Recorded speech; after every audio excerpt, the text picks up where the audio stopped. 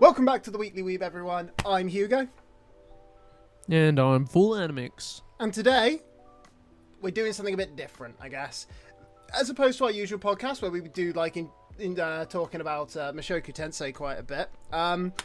We've decided we had to take a slight break on our usual recording schedule, so we're going to do Mushoku Tensei next week. For you guys, for us, it'll be in like an hour.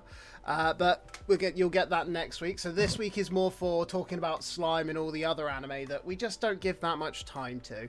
That way, Mushoku Tensei. I'm gonna be brutally honest. I think we could probably just do Mushoku Tensei in this episode. I think it'll be fine. Cause there's a lot to talk about with Mushoku though, because we've got 2 episodes. You know what? We'll do this. We'll talk about Mushoku Tensei now because we have a lot to unpack, and we'll talk about everything else as well. But if it gets too long, then maybe we might just split it, like split the episodes. But if it doesn't, like, if it's over 2 hours, we'll split it. But if it's under 2 hours, I think just leave it in. Yeah, screw it. Yeah, seems because I'm gonna be brutally honest. I do not have much to say about all the other shows. Do you not? Is this just a me week? This is a Tensei week. Tensei fortnight, actually. Fucking hell, man. Yeah. I'm so glad that the show's back, man. That previous week, when it was on a break, was such a fucking detriment to my mental health. I was just like, but no shit. I was just watching through the anime, and then like Monday rolled around. I'm just like, fuck. I don't have anything to watch today. Like, what's the point of living? To be fair, I think I was listening to our recording from when it wasn't on, like editing through it, and it was just one of those where like you can just hear in our own voices, we just fucking lost without Mushoku that week. We're like, we just did not know what to talk about. What do we do without Mushoku? It's such a good show. Yeah, so we've had a break from the podcast. Like, we haven't recorded in a week. So technically we have 2 Mushoku Tensei episodes to talk about. And 2 Slime. Which I think... Oh, Slime. Oh my god. Yeah. It was basically 1.5 episodes, but that's fine. Yeah. Let's get straight into Tensei, I think. I was going to say, you want to start with the Tensei talk? Let's start with a T-Swizzle. Alright, welcome to the Tensei podcast. I'm Tensei so-and-so, and this is my co-host, Jobless man. I mean... but yeah, we've got episodes 7 and 8 to talk about. I just want to quickly bring up something real quick. So when the previous, like the most recent podcast actually that came out, I talked about how there was like 3 volumes of the light novel to adapt in this arc. That was my prediction. In the span of 2 episodes, they did 2. So yeah, no, I when I was listening to it, I realized you had said like three like to cover their traveling, and then they pretty much turned up there, and I was like, well, there goes 3 fucking chapters you don't need, I guess. Yeah, I shit you not, they did 1 full volume in 1 episode. Damn right. I mean, to be fair, they probably did cut content from it. They kind of cliff note it a little bit, which is fine. I know some people probably wouldn't be as enthralled about it as you could say, but I don't think it's that necessary to the story anyways. I think it's like a nice little filler bit that we get before coming to the labyrinth and stuff. And the labyrinth as well is also like extremely fast. Like, I think... I can't remember what chapter we're up to. Give me a sec while I Google that shit. I mean, I'll put it to whilst you're having a look. When they kind of got to the labyrinth, I was honestly ready for the show to just kind of stop. Thinking, yeah, like, no, surely and then the episode just kept going. Yeah, and it just didn't. I'm like, part of me was like, just like, I'm just looking. It's like, I'm ready for like a title drop and something, and then like we've still got like another 10 minutes. I'm like, wait, what the fuck? I Why will, are you still cooking? I will say as well, because I'm not a big OP watcher. Obviously, I'm a real avoider of them. What a waste of 3 minutes when there's more anime I could consume. But when I was watching like the first episode, like, I was just there like, I'm gonna sit through this, and I'm gonna really appreciate and enjoy this OP, just because I haven't had Mushoku for a week, and I feel like if I skip through that now, I'm skipping just Mushoku time. So I finally This is appreciated the Mushoku OP. dedicated time. I finally watched the OP. It's all right. I much preferred. Honestly, I don't get why they changed the OPs though, and don't do It's like the the best establishing OP. shots. What do you mean?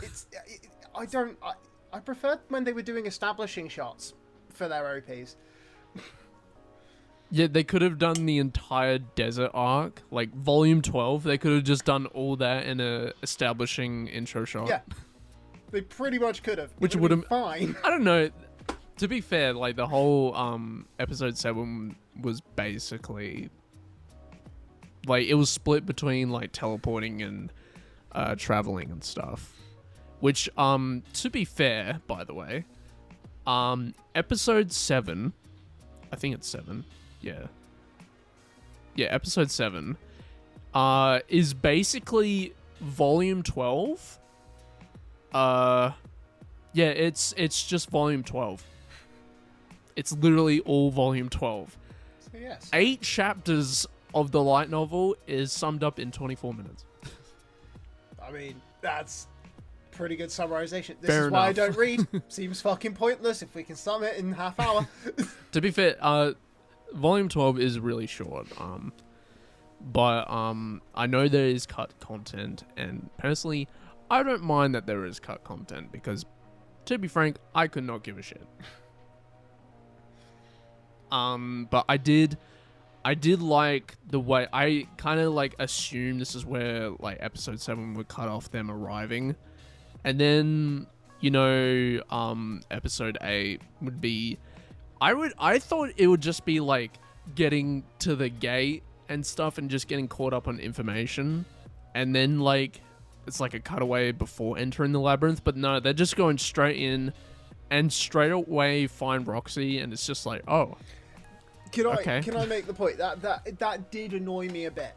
Like, I'm all for finding Roxy right away. I'm all for running right into the adventure. But you're telling me that I've sat through like 8 episodes of fairly slow pacing for the means of getting a story across, and then we've just gone, fuck it, we need to get right into the action now. We've cucked them for too long. Like, you could have sped up some episodes by the looks of it if that was the fucking case. Maybe.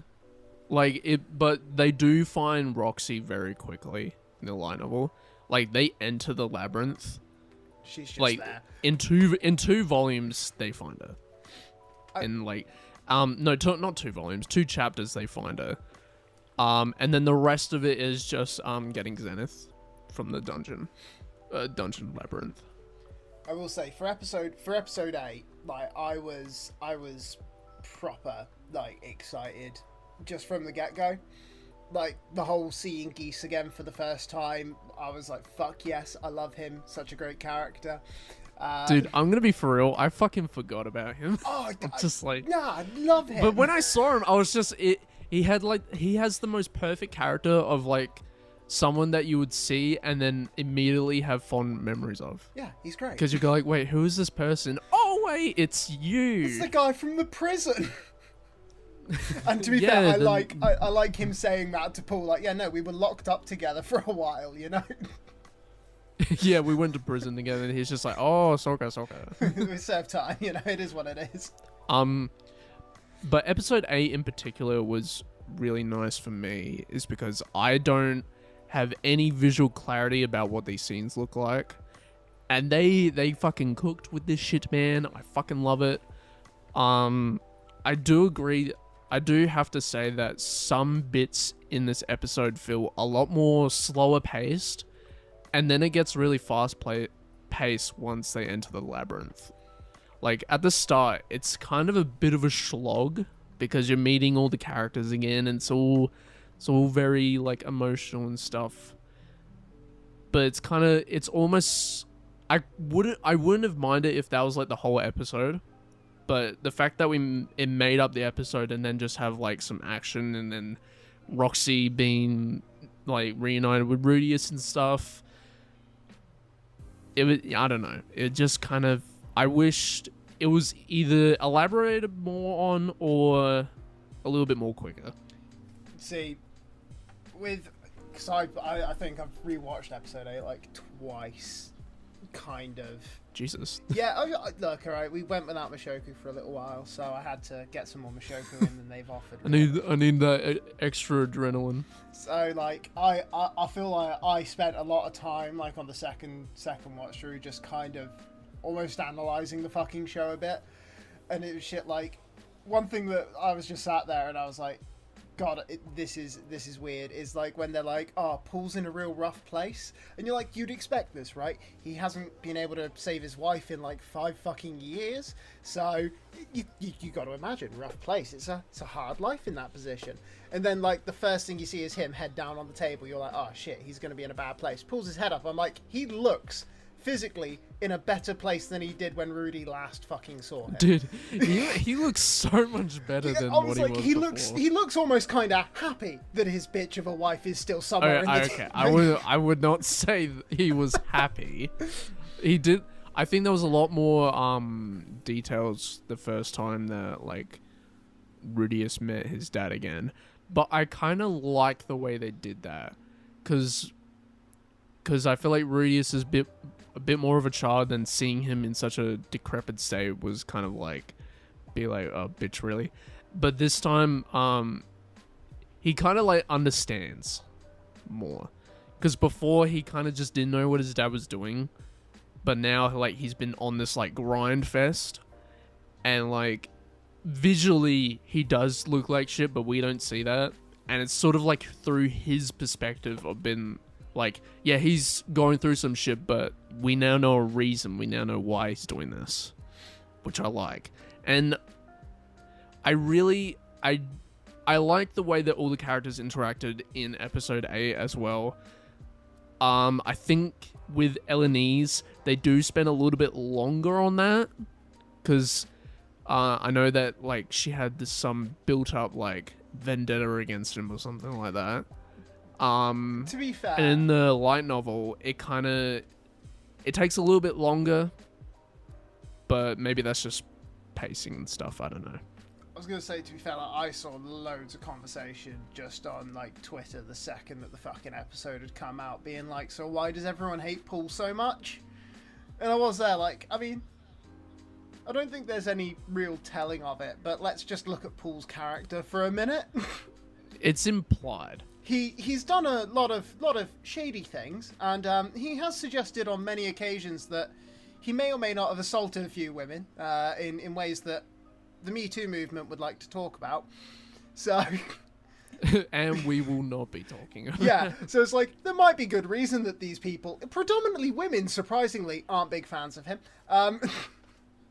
Yeah, I do like that we're just not straight up told about like what happened in their past, because I don't mind that it's just implied, because we don't need to know that. It's not part of the story. Yeah. Like, and to be honest, we're fucking here to go into the fucking labyrinth. Yeah, I think, to be fair though, it's like if you were given all that, like, oh no, this is what it would kind of detract from the story. It would also kind of just ruin a character that doesn't need to be made worse than we already think of him. Yeah, we already know that. We already know he's a scumlord. That's honestly the one thing that I really don't like about this episode. He fucking belittles himself so much, it kind of annoys me. It's just like, oh, I'm such a bad dad. I'm like, yeah, no. Like, I wish I was a better father. Like, yeah, no. I wish I was better. Are you okay? Like, yeah, we get it. You've said it enough. You wish you were a good guy. We've gotten the point across. I mean, I did. We know you're a dick. I did kind of like his a bit of his like defeated speech when you first kind of see him, about how he can't save Zenith, just because, like, obviously with the precursor, like, he's in a rough way, and then you see him and he doesn't look that rough. You're kind of like, is he though? And then he gives you that whole defeated speech, like, I can't do it. I'm a fucking failure. Yeah, I would have accepted that if it was just that. And then he kept talking about it. But it did go on a little bit more than necessary with him. But then, like... Yeah. To be fair, can we talk about the fact that fucking the teleporter's labyrinth is like the biggest ex machina to ever ex machina? Like, what do you mean? What do you mean? What do you mean he just... Well, firstly, it's a book that's just been sat in his bag, apparently, the entire time. Because he had a bit of an interest in teleportation. It's not really a Deus Ex Machina. It's just the fact that he has this MacGuffin. That's what it's actually called. Oh, I call it the MacGuffin. He has this object that will actually help the party in the future. But we won't get told when he got this, but he just has it. No, we know when he got it. It's the book that Sylphie tells him to get when he like first shows up at the university. That's yeah. but that's why it's like the most mental thing. Because I'm like, so you're telling me like he's been researching the whole fucking mana displacement disaster for the last fucking how many years is he meant to have been at the university now? Like 2? 1 year. Is it 1? No, he's been there for 1 year. So you're telling me for the last year, firstly, this library has no fucking like late borrowing fees. Like he's just keeping that thing on him at all fucking times. And secondly, he's carrying it around for a year. You telling me he didn't read it, go with doesn't have the information I need, and put it back on a fucking shelf? Oh, no. Don't read into it too much. No, we have to read into it a little bit. Like, no. Why? We're not nitpicking this small detail.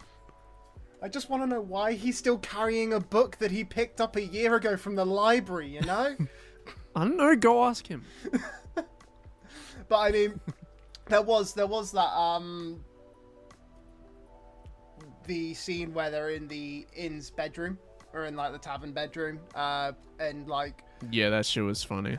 It was funny, but honestly, I was watching it like, is Paul gonna die? Is this where Paul's gonna die? Is Paul gonna die when they save Zenith? Because he's giving you all that lovey-dovey, let's get, I can't wait to get home, and I'm gonna be a good dad at this moment, and like, let me impart some of my wisdom on you before they murk me out of the story, you know? Like one of those Bruce Wayne's parents kind of situation. Like, it was just, I was watching it like, fuck, is he gonna be dead inside of the next 3 episodes? Like, is that how they're gonna end this season? Save Zenith, but... I don't remember how it ends, but yeah, I can't say anything because I just straight up don't remember, and I feel like that might be a good thing, like not knowing what will happen, but I don't want to spoil anything, but I do really like the way that this arc goes.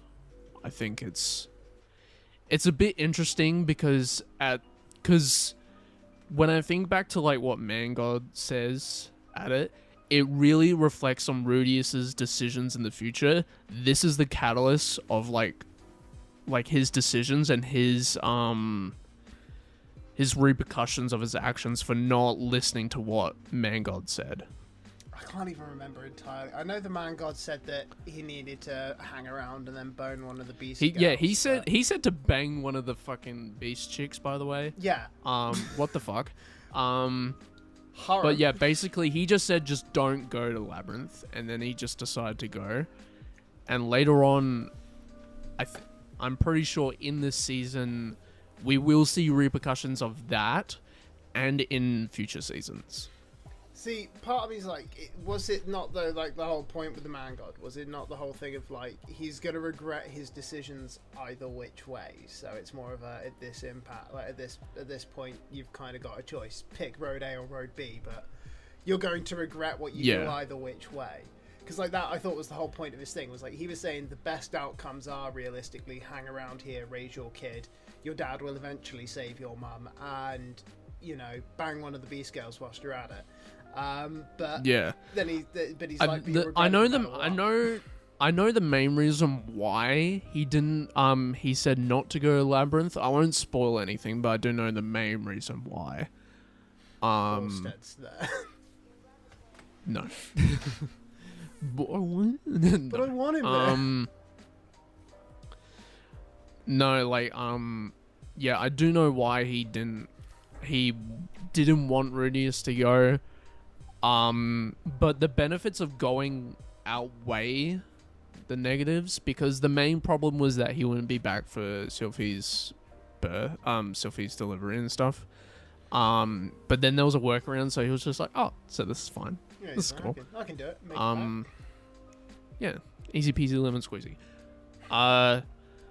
Fuck, I really do want to go into spoilers because there are some things that I do know, but I won't because I want to respect people that watch the anime and don't know knowledge. Don't read books, such as myself. Yeah, reading this fucking light novel was a fucking chore. I swear to God. That's what you get for reading. I mean, I will say though, like, nerd.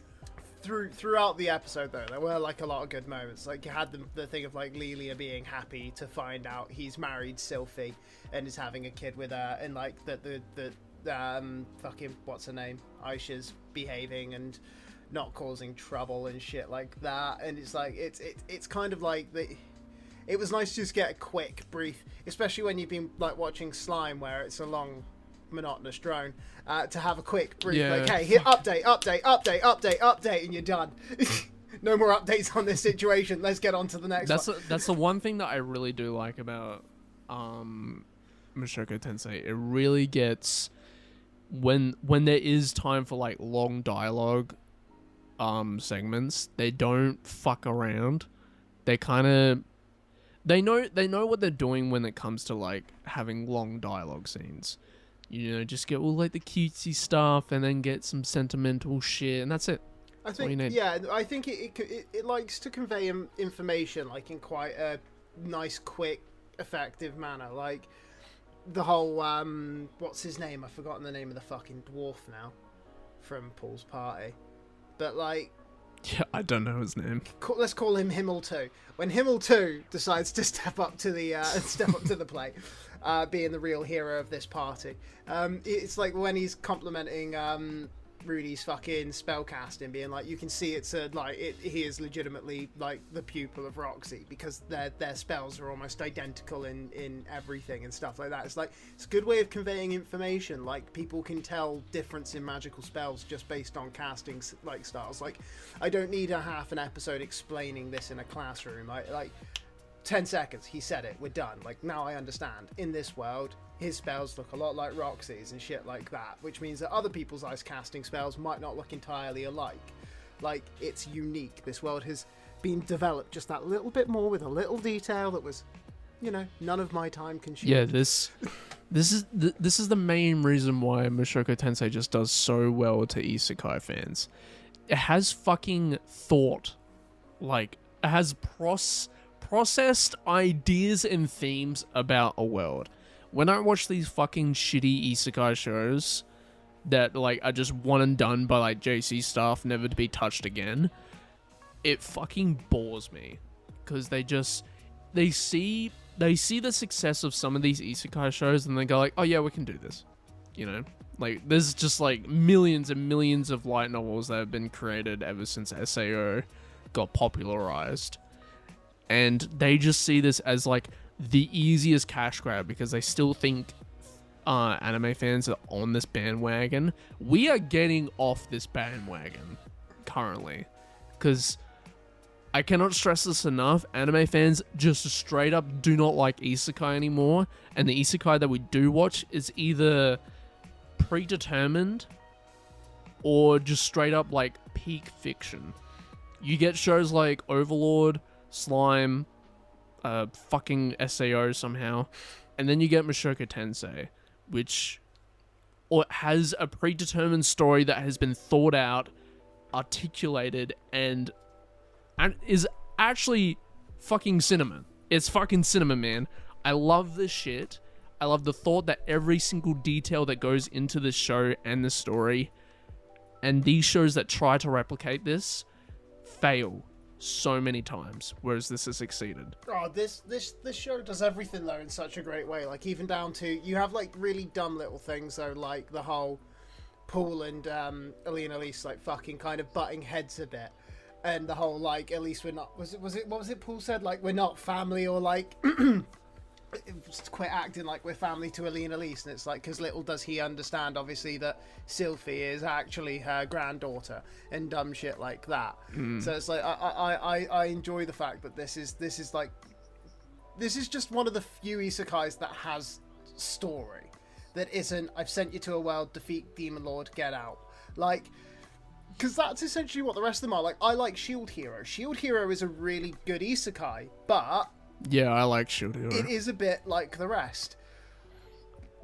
Yeah. They are all the same of, we're going to send you to world. More often than not with isekai, we're going to send you to world with some sort of fucking, like, everyone hating you cap because, you know, people can't like you being the main character. So it does get a bit boring, whereas with this you have got just, it feels like it's always something new and fresh. Every single episode is something new. I know someone is going to say this. I know someone will think this. I know this is more of a reincarnation show. It's not more of an isekai. Even compared to other reincarnation shows, this show still does it better. Because instead of having just a fucking retarded teenager just become all-powerful and get granted abilities, this fucking man works through his shit and just becomes him. Alright? You grow up with this dude and develops as a character, develops in his abilities in a more organic and realistic way than getting slapped in the face with some powerful abilities and just calling it a day. That's not how you do a story. I'm sorry. Your show sucks. And then you also get Nanahoshi, which in her own merit is also, I would say, the recipient of like what an isekai would be in this world, where I'm assuming she's given power because she's like following around like the most dangerous man in the world. So I'm assuming she knows her shit. I was gonna say, but like obviously it's a different like aspect for her. Yeah, I was gonna say for her it's knowledge that she essentially kind of has and is abusing more than anything else. Because with her, she's just in this world, like not meant to be here, not able to actually acclimate to any of it, even in the remotest ways. Like no mana, no nothing. So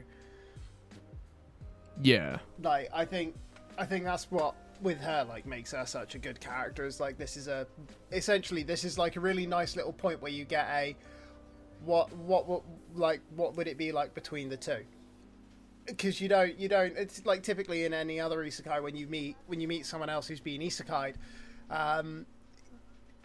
they are the same fucking character as the other guy we've met, or they're like a more arrogant version of said character, but they're always the fucking same character. That's the one thing that I also... That's my one, like, little problem that I have with this show a little bit. I wish Nanahoshi and Rudius were a little bit more tighter knit than they are. Like, they seem like friends, which is fine. But I still wish there was a bit more of a connection between the two. I don't want them shipped. That's not what I'm saying. I think they should have a bit more of a common ground.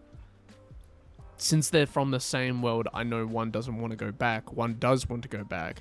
But the history and the memories that they both share are practically the same. And I feel like they could connect a little bit more with that. I feel like it's still a bit... I don't want to say platonic, because I don't want them to be like romanticized. But I still wish they were a bit more like buddy. I wish they were more friendly with each other. Yeah, no, they are really fucking distant with one another, considering essentially what Rudius can offer to Nanahoshi. Not in the sense of like just friendship, but in the sense of understanding. Like, he's the only person you can speak Japanese with. He's the only guy who understands any of the shit you're actually fucking like wanting, missing, talking about at any given point. But for some reason, he was just another person she has shut out. And like maybe later in the story, at some point they stop her from being such a fucking recluse. But it doesn't make sense. Like, you would have thought, especially after kind of like the breakdown that she had, like in episode, what was it, 4? Yeah, I don't know, something like that. Yeah, but you think like with the breakdown that she had during that episode, especially like that should have made that friendship should have been a lot more closer than what it is because of that breakdown. Yeah, no, like, and the fact that it's not should be like it pisses me off just a little bit. It doesn't ruin my whole like I was gonna say whole experience with the show, but like their whole dynamic doesn't ruin that. I just think it could have made the relationship a little bit more stronger than what it is. And I feel like that's a little bit missed potential, but that's like me nitpicking the most nitpick ever. Oh, yeah, no, like it's it's like one of those things where it's like these guys have nearly hit like a perfect fucking game. This is the one time they missed the fucking like ball. Yeah. Like, this is like if like a basketball team were just fucking they were on their shit. They were fucking peaking. Like they were just doing all types of shit, and then the one guy just missed his shot, and it was just like, oh. Yeah, it's like it's the first miss. Oh shit, let's get back to it. Yeah, no. But yeah, like I also really like that Roxy's back. Oh. Because there's also some callbacks that people have been getting on Twitter about like do you remember season 1 episode 13? I mean, I remember season 1. Do I remember the breakdown of episode? Dude, I have an anime podcast. I'm not that fucking shut-in-y. I still go outside and shit. Like, I can't... What the fuck happened in season 1 episode 13 that I should have remembered this specifically? So I've basically seen this all over Twitter, so that's why I remember it. But Roxy, I'm pretty sure they're talking about Roxy's love life, and then I know what you're about to talk about, yeah. She has this fantasy about getting saved in a labyrinth by a childish person and whatever. A tool. Find their way out together. Yeah, and bond over it. Coincidentally, she is saved by Rudius, who is a tall, childish young man. And there are still 4 more episodes of goofing about to partake in. Yeah, so, no, I didn't remember the episode. I'm just connecting the dots, and to spoil it, they're having babies. Yeah, she falls in love with him. I think she's in love with him at this point. I don't think it's as she falls. I think because like it was literally the first thing that came to my head. Like when he's like realized that she's like right on the other side of the fucking like cave wall or whatever it is, and he's like, you see her fucking about to die. I'm like, oh, well, at least she's about to get the exact thing that she was busy telling Alina Lee she wanted when they were over in the fucking demon continent. The whole like, I want to be saved by a childish tall man, and like we'll fight off the enemies together, and then he'll have his way with me in the deep dark depths of the dungeon before we like come out together in union or some weird shit like that. Because it's literally, even to the fact that Alina Lee is like, what a childish fucking way to look at it, and you're like, well. Bright side. What kind of dumb fucking dream is that? Child got a fucking dream. Like, I will also say as well, like, I did kind of like the whole fucking Roxy pissing herself thing. Like when she literally pisses herself in fear. Did that happen? Yeah, she pisses herself in fear. Like, if she's like, I don't want to die, they just show it, because it's one of those where it's like, it's a bit of like a light ass shot scene where she's lying on the floor, but they show you that she's like literally just pissed herself in fear, and I was like, fuck me. I'm like, that's this show's quality. It's like, it's not going to have her say, I wet myself in comic diffusion in 5 minutes time. It's going to be like, no, she's fucking terrified. If you were being swarmed by 1,000 huge bugs and golems, like, you would piss and shit yourself probably, because you don't want to die. It's a scary moment. Consider. It's one of the few animes that offers the consideration of like, no, truly think how terrifying this would be. And like, she is a fucking good mage, really strong, has survived how many days in the dungeon by herself? 30 days. Yeah. So she was in there for a month. She spent a month in a dungeon all by herself, is still alive. If that's the breaking point of after a month of like pretty much constant abuse, that you're about to die, that's where you're going to piss yourself. I think I can accept that in a person. Like it, but it was just one of those things where I was like, it's just such a strange little detail to think about adding, but I'm like, but it just makes the story so much better. Because I can empathize with that. Yeah, and then Rudius just comes in and just wipes out everyone. Just casually. Just fucking Doesn't freezes even say everyone anything. half a second. Motherfucker enhance armamento from SEO and just freeze the entire stage. Like, what the fuck? It's Just light work, no reaction. It is one of those where I'm like... There was also one thing that kind of bothered me. It was sort of like, I understand the way Rudius, well, I don't really understand the way, but like I understand like he heard something, or he had a feeling about something, that Roxy was behind this wall or whatever. I didn't think that was the way that it was done in the light novel. I feel like they were like, I can't remember, like I do not remember this, but I feel like it was more like of like multiple like pathways or something, or like maybe it was a magic circle or whatever, but like he had an inkling or intuition that it was like this certain way or something. I don't know if I'm remembering it right. I feel like that would have been better than him just feeling a wall and go like, wait a minute, I mean, there's a woman behind this wall. I don't think he felt the wall. It's one of those where I'm like, I'm not 100% on the detail. I think what it's meant to be though is that because he sees like that part of the wall has water on it,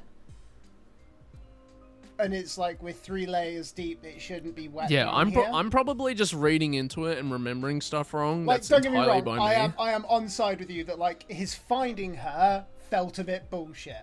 Like, it wasn't even like he heard a scream in the distance. It's like he heard a water droplet touch the wall and was like, Roxy, you must be on the other side. And it's like, how did you come to that fucking conclusion? There are stalagmites everywhere. Yeah, I feel like that could have been a different way. Again, I'm probably just reading into it too much, but I don't know. It's small nitpicks. I like nitpicking the show because the show's too darn perfect and too damn good to not nitpick and find small problems that I can dissect. Yeah, but I mean, I'm looking forward to the next episode because...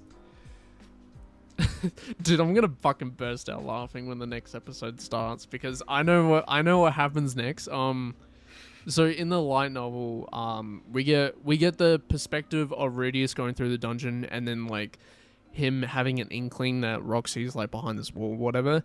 And then in the next chapter, we have Roxy's POV of like her fighting off stuff, and it carries over to what the next episode's going to be. I don't want to say what happens, but this shit is fucking hilarious, and I hope they do it the way that it is in the light novel because it'll be so funny. But then you'll be like, oh, never mind, it's kind of sweet. But I really like how this episode ends. Not really any other way that I could think that it could end, in my opinion. What I really do want to know is how they're going to handle these final 4 episodes. Well, I mean, we know that the next episode is called, what's it called? Like the sixth stratum. So we know that somehow man's dropping 3 more levels, down to the deepest level of the dungeon. The magic circle of the 6th floor, which, by the way, is 3 volumes apart from the volume that we finished on. So what kind of fucking naming convention is that? But the way that this is shaping up, we have 3 more levels in the labyrinth, and then I'm fingers crossing that we have 1 episode of them traveling back home and then having a bit of an epilogue. That shit will make my day if it happens. Hell on earth that we get 2 episodes. I would actually prefer that, but I highly doubt it. I wouldn't mind. I think they're going to take their time. No, like it's like literally just like they probably like they get out of the labyrinth, they teleport back, and then they head home, and then they debrief and whatever. I wouldn't mind if they spend 3 episodes just focusing on the labyrinth. I wouldn't mind if it was only 2. Educated guess, it's probably going to be 3. I was gonna say, yeah. I reckon you're gonna get like two more episodes in the labyrinth for sure. I reckon you'll probably get like guaranteed 2. half in the 3rd. I reckon you'll get half. But and then there's still heading home. there's still so much to unpack, because where these episodes are finishing, we still have like 4 more chapters to like sum up. So I really wish there was 13 episodes this season. It would have been perfect. It would have matched up. Coincidentally, the volume that we're on is on volume 13, so it would make sense. But whatever, man. I don't fucking make this shit. I mean, I would like there to be just more Mushoku Tensei, like weekly. It would be nice. Like, if people are making One Piece The on a quality would basis, go down like, so fucking hard, though. Yeah, unfortunately. I know, it would be such a good show. I just put more money towards More than it already has. I'm joking. It is. It like... I do. I have a feeling about how I do get what you're saying. I do wish there was more episodes, because there are characters that do need an update, especially Eris. I just want to let you know, by the way, throughout all of these volumes that we go through, there are little side stories after, like, or like in the middle. They're either at the start or the middle of the volumes, where we just see like what Eris is doing, by the way. So she's fucking training her ass up to be like really cool and stuff. I know that we got a special for that. I was gonna say, I think we've seen like a special where she's out training with fucking Ghislaine, but yeah, like Eris the Goblin Slayer. That was 2 years ago. Goblin Slayer. Yeah, fucking old man.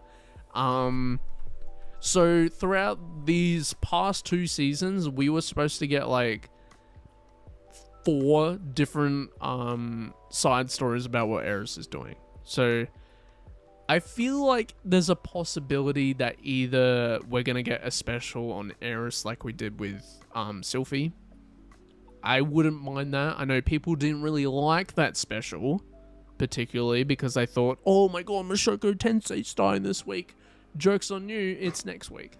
Yeah. I will admit, I had that feeling for a little minute. I was like, oh, it's starting, is it this week? And then I was like, oh, next week. I still enjoyed the episode, but I was a little broken. But we still got 12 episodes, right? We still get 12. Yeah, We're not getting like 11. I'm not getting 11 because I've been cucked, alright? Like... Yeah. Luckily we did get 12. But that technically acted as like an episode 13. We have not gotten a special episode for part 2. I think they could do a special. They wouldn't do it in the season. They would do it, they would release it sometime down the line. I would not mind seeing an episode of seeing like what Eris is doing, because she is a character that will be relevant a lot later. She's just doing a Miles Morales and doing her own thing. Yeah, but this season particularly will focus heavily on Roxy. Next season as well. And I know a lot of people are looking forward to that, because I think... Now, I'm going to guess here. I think she is the most popular character. Like, voted the most popular character. I mean, of all of his potential wife coon, yeah, no, for sure. I mean, I'm gonna fact check this real quick. But I mean, it's either her or Eris. Oh, it would have to be Roxy over fucking Eris. Eris is honestly like, if you were asking me to list all the women that I think I'd prefer over Eris, even the throwaway ones from earlier in this season, I like them more than her half the time. not hating on Eris. I'm just saying, I just was never that big a fan of her, you know. If I had to pick 12 wives, she'd be wife 13. That's all I'm saying. Like, yeah, Roxy is the most favorited character in Mushoku Tensei. I mean, that's unsurprising though, isn't it? Eris is... Wait, this one's probably not right. It's probably not. Anyway. Yeah, so Eris is like the second best girl, apparently. 5th. No. Yeah. 5th is Sylphie. I don't know. Motherfucker! No, she's fourth. She's fourth. Okay, she's fourth. Whatever. But I think, yeah, I know. I'm gonna be brutally honest. All right, I'm gonna be brutally honest. I don't like Roxy as much as people like Roxy. I think she's a fine waifu. She's a completely acceptable character. Waifu, whatever the fuck. I prefer Eris, TBH, then Sylphie, then Roxy. But that's mainly because Eris is fucking peak later on. Like, in the light novel. I really like her. I was gonna say, she's probably I just went kind of American right there with that hard R. The harder. I kind of like her. But, like, I can imagine, like, Eris late game is cool. So, like, maybe my opinion of her will change. Currently, I'm a Sylphie simp right now. Oh, yeah. No, that bitch got me. In a season or two, I could convert. But after that, like, Eris just has, like, a really good arc that I really like. Sylphie gets pretty much put on the back burner, to be honest. Yeah, she's had baby. She's busy, you know. She's wife one. She's busy. And then Roxy is also kind of like given the same treatment. Like after Eris comes back, it's a bit of a crowd. Let's be honest. But it's good balance. I basically gave away the plot right there, but I mean, I've already known. I've already known for a long time that Roxy Kun is going to be Mama Roxy at some fucking point to one of his bastardized children, because that was always obvious. He wanted to bone. Yeah. But he literally keeps a pair of her knickers in a box. Like, okay, the man wants this woman. It was foreshadowed. It wasn't fucking foreshadowed. It was written on the walls, like. Literally, Roxy and Rudy gonna fuck. It was said in the Bible. But yeah, big spoiler sign, by the way. Yeah, all three of them are just like they just live happily ever after.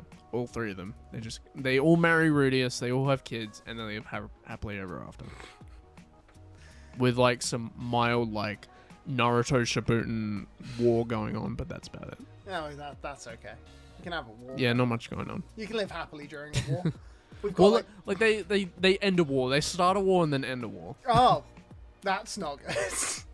I mean, they don't start it. They're just a part of it. I was going to say, I'm assuming this is going to be the war for fucking... What's her name? Is it Ariel? There's literally a chapter called War. It's just that.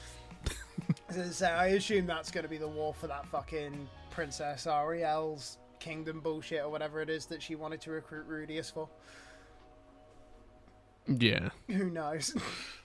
Well, I can't remember. I don't even think I've read that far, to be honest. But yeah. Mushoku Tensei still peak. We fucking talked literally for an hour about this. I just can't picture any other show that lives up to the hype. It is so hard to find anything that's as good as this. I also fucking hate that this show is so reprimanded for being a fucking creep fest when it's just not anymore. We've got some fucking wholesome end of life, like top tier, like comfort living right now, and people are just giving it shit, and I hate it. I hate it so much. Meanwhile, your fucking peak Demon Slayer is fucking dead on the face of the planet. Oh, I mean, to be fair, we've said it many a time before, though. Like, the shit that this show gets is fucking unfounded. Because, like, you get where people are coming from with certain theoretical issues. They are theoretical issues in a cartoon. It would be like me sitting down and watching The Amazing World of Gumball and complaining that some people are 2D and some people are 3D. Like, shut the fuck up. It's a cartoon. Yeah. At the end of the day, that is first and foremost what you're watching. Yeah, it's weird to say, like, I don't really particularly like that argument saying like it's a cartoon, but then we talk like for 50 minutes about how it's the greatest piece of fiction to ever grace our eyes. Just because it's a cartoon don't mean it's a bad thing. I think it's okay to talk about like shows that you like. I just don't think it's okay to reprimand a show that has such deep and meaningful themes that can relate to a lot of people. I know it's okay to not take this show seriously. That's completely fine. But I think for the people that do take the show seriously and see how special it is, I think it's just fine to not ruin it for them. I mean, I'd say for this show, the thing is as well is like we've said before, anime gives you some like really good like life lessons and shit at times. Like it gives you a good moral compass to live by for the most part. As long as you side with the good guys and not the bad guys. You side with the bad guys. Yeah, as long as your opinion's just not wrong. Yeah, as long as your opinion is in line with the main characters, usually it gives you some good like life. It's like, but I kind of like look at this and I'm like, but this show is the show that I'm like, I feel like you could give this to a fucking shut-in and they might actually fucking have something that feels go like outside. yeah, this might help them fucking take a step out their bedroom door. Like, this show is one of those things where it's like, I think... I feel like the people that just don't like this show, I feel like just did not give it a fair shot when Season 1 came out. No. I understand that a lot of things that happened in Season 1 do not correlate with some people's ideals and, like overall just, like, general morals for how Rudius is in Season 1. But seeing this character develop in such an organic and just straight up realistic way, as I said before, is such a breath of fresh air. And you can see yourself in that scenario. You can't see yourself obviously perving and like wanting to fuck like people and stuff. That's not what I'm saying. I'm saying that like you can see these ideals and the train of thought that he's having and have a realistic ideal about what he's thinking about and like relate to it. Yeah. Yeah. Go away. But no, it is like, it is going to suck when summer rolls around and we haven't got something that is this peak to match it. Yeah. Like, Oshinoko is going to be cool, but Oshinoko is not the fucking same. Yeah. Like, Oshinoko is definitely the best show next season. Like, there's no if or buts or coconuts, alright? Like, there's no other new show that's coming out next season that can top Oshinoko. But Oshinoko don't have shit on Mushoku Tensei, alright? yeah, no, it's such an unfair game. Mushoku Tensei, honestly, is in a just league of its own when it comes to this. I don't think I can name a show similar to it. I think I could say that Mushoku Tensei is the best anime this year. We're halfway through the year. I'm fucking calling it. Daima ain't got shit. Alright? That's it. I mean, it's the best show. I reckon Daima's still got a chance at winning. Like, technically, Daima is not qualified for the Crunchyroll Awards next year because it is a full show. So it's the following year, and everyone will forget about it. Oh yeah. This show's winning. Oh yeah, that's a fair point. Daima got no chance. If Demon Slayer fucking snubs this fucking category, I will murder someone. I am not fucking joking. I will fucking kill someone. The fact that it snubbed fucking Mushoku Tensei, not just last year, but the year before, is a fucking travesty. I mean, I'll murder someone. I don't think it's likely to at the moment. I haven't actually watched any of Demon Slayer, but one of my colleagues who is a fucking huge fan of it, hype man for it, like fucking every year is like, fucking best show. Every season's like, it's the best show. Watch it. I asked him how it was going, and literally, I think it's like, they're 4 episodes in now, and he was like, it's shit. He was like, it's just shit. He was like, I'm sure next season will be good, but when this one's just like training, so it's kind of shit. Well, it says it's a Hashira training arc. Yeah. I don't know what you're expecting. I think he was hoping for at least some form of action to have occurred maybe in the first 4 episodes, but I think it's essentially being kind of... I think there is like monotonous. some action. I think 2 of the Hashira actually find like Muzan's like den or whatever the hell you want to call it. Hideout. His abode. Goon cave. It's the grog But box. yeah, like let's talk about some other shows because we did talk about Mushoku Tensei for a lot of this. For the weebs that skipped to this next part, fuck you guys. All right, let's just state that you guys should actually just click off this video now. I was gonna say, no, the good bits occurred. So welcome everyone to the weekly Weeb. What's up, everyone? Welcome back to the weekly part 2. Today we're gonna talk about everything else that's not Mushoku Tensei. This is episode 11. And let's talk about that. Honestly, though.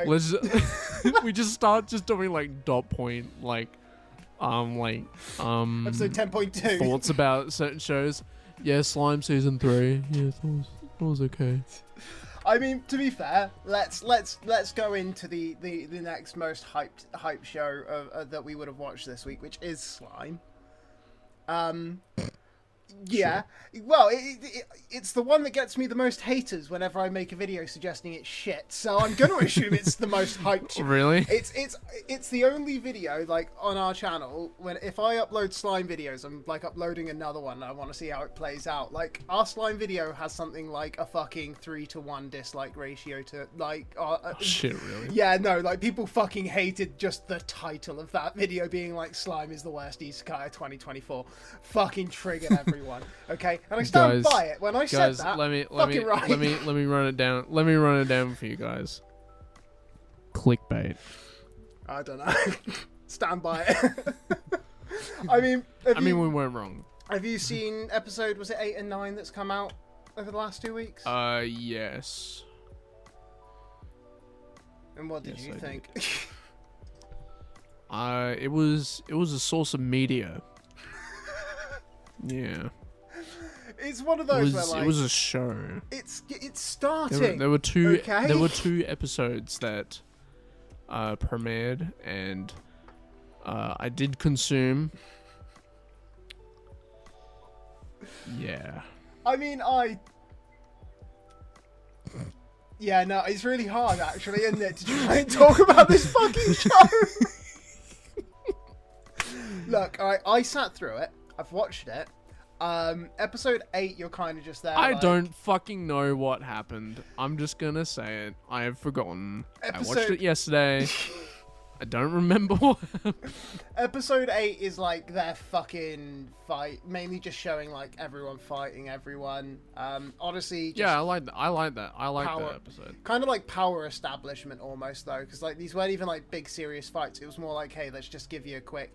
This is how strong everyone is. This is how strong all the fucking monsters are. Oh, are they OP and unfairly like buffed compared to everyone else? Who gives a fuck? Like, this is anime. Like, so it was a bit of a.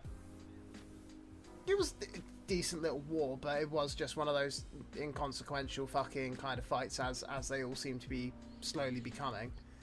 Yeah, that's one thing that I really didn't like about episode 8. They all just kind of knew that they weren't going to take the fight seriously for each other. So they're just going like, yeah, let's just fight, see who wins. Yeah. If you win, that's cool. If I lose, that's fine. I shouldn't lose, all right? Because I just know that I'm him. I can do it. Yeah, like, it was, I don't know. And then this episode 9 was a bit strange. It kind of was just like Diablo just being like, yeah, I'm powerful. Oh, it's you not guys just remember me? I'm powerful. It's like, yeah, no, I am the most powerful being in existence. Like, yeah, but I just don't care. Yeah. I literally don't care. And you're kind of like, well, cool, but you don't do fuck all. You just butt-lick Rimuru all You day. have this Like obnoxious personality, and then you have a segment of you trying to be like just him, which you, to be fair, you are. But I just don't care. Yeah. Like, at all. I mean, like, I will say, the, like, little fight challenge, whatever you want to call the Diablo versus fucking Hinata's right-hand men, like, it was... That shit was embarrassing. Yeah, it was kind of entertaining, I think. Like... I feel like it could have been done in a different way. I feel like the way that that some of the other fights where people fight Rimuru and then he's just like really overpowered and they notice that is a little bit different, and I feel like it's done a little bit better. I feel like you get a bit more, like, you feel their shock when they realize that Rimuru is like really powerful and stuff, whereas this one, it just, like, I feel like it could have been better if there was a bit more of a fight and it was a bit more closer, but then that would have made Diablo like really underpowered and sort of like this hype man that's just like shit. Yeah, I mean, to be fair, that's kind of the issue with characters though, like Diablo, is like, how the fuck are you meant to use something that you've essentially established from the get-go, from introducing him, that he is part of something much more impressive than anyone else we've been introduced to? Because, like, that's the whole thing. He's not just a demon. He's noir. He is one of the, like, 4 fucking, is it archdemons they call them or whatever? Like, no, he's the one above the archdemon. Oh yeah, no, he's the one above like, that now. He's on the level of Demon Lord. Yeah, well, he's higher than a demon Casually. lord now, isn't he? He's a demon No, lord he's or equal something to like a that. demon lord. Like, he's equal to a demon lord.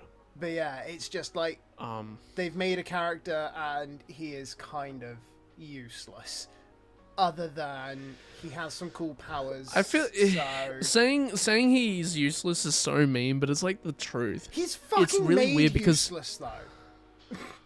I know, but it's weird. Like, I feel like he has the most protagonist syndrome ever, but he's just not the protagonist. Like, he is just straight up not the main character of the show, yet he got a full episode dedicated to him just, like, casually beating these dweebs, which I just don't care about. It would honestly would have been more acceptable if this just made up 10 minutes. Instead of, like, 15. Yeah, I don't know how it made up half the episode, to be fair. Like, it did feel like a lot of wasted time with some of it. Like, you had just, like, the whole him fighting the fucking, what were they called? The Demon Hunter Squadron, or...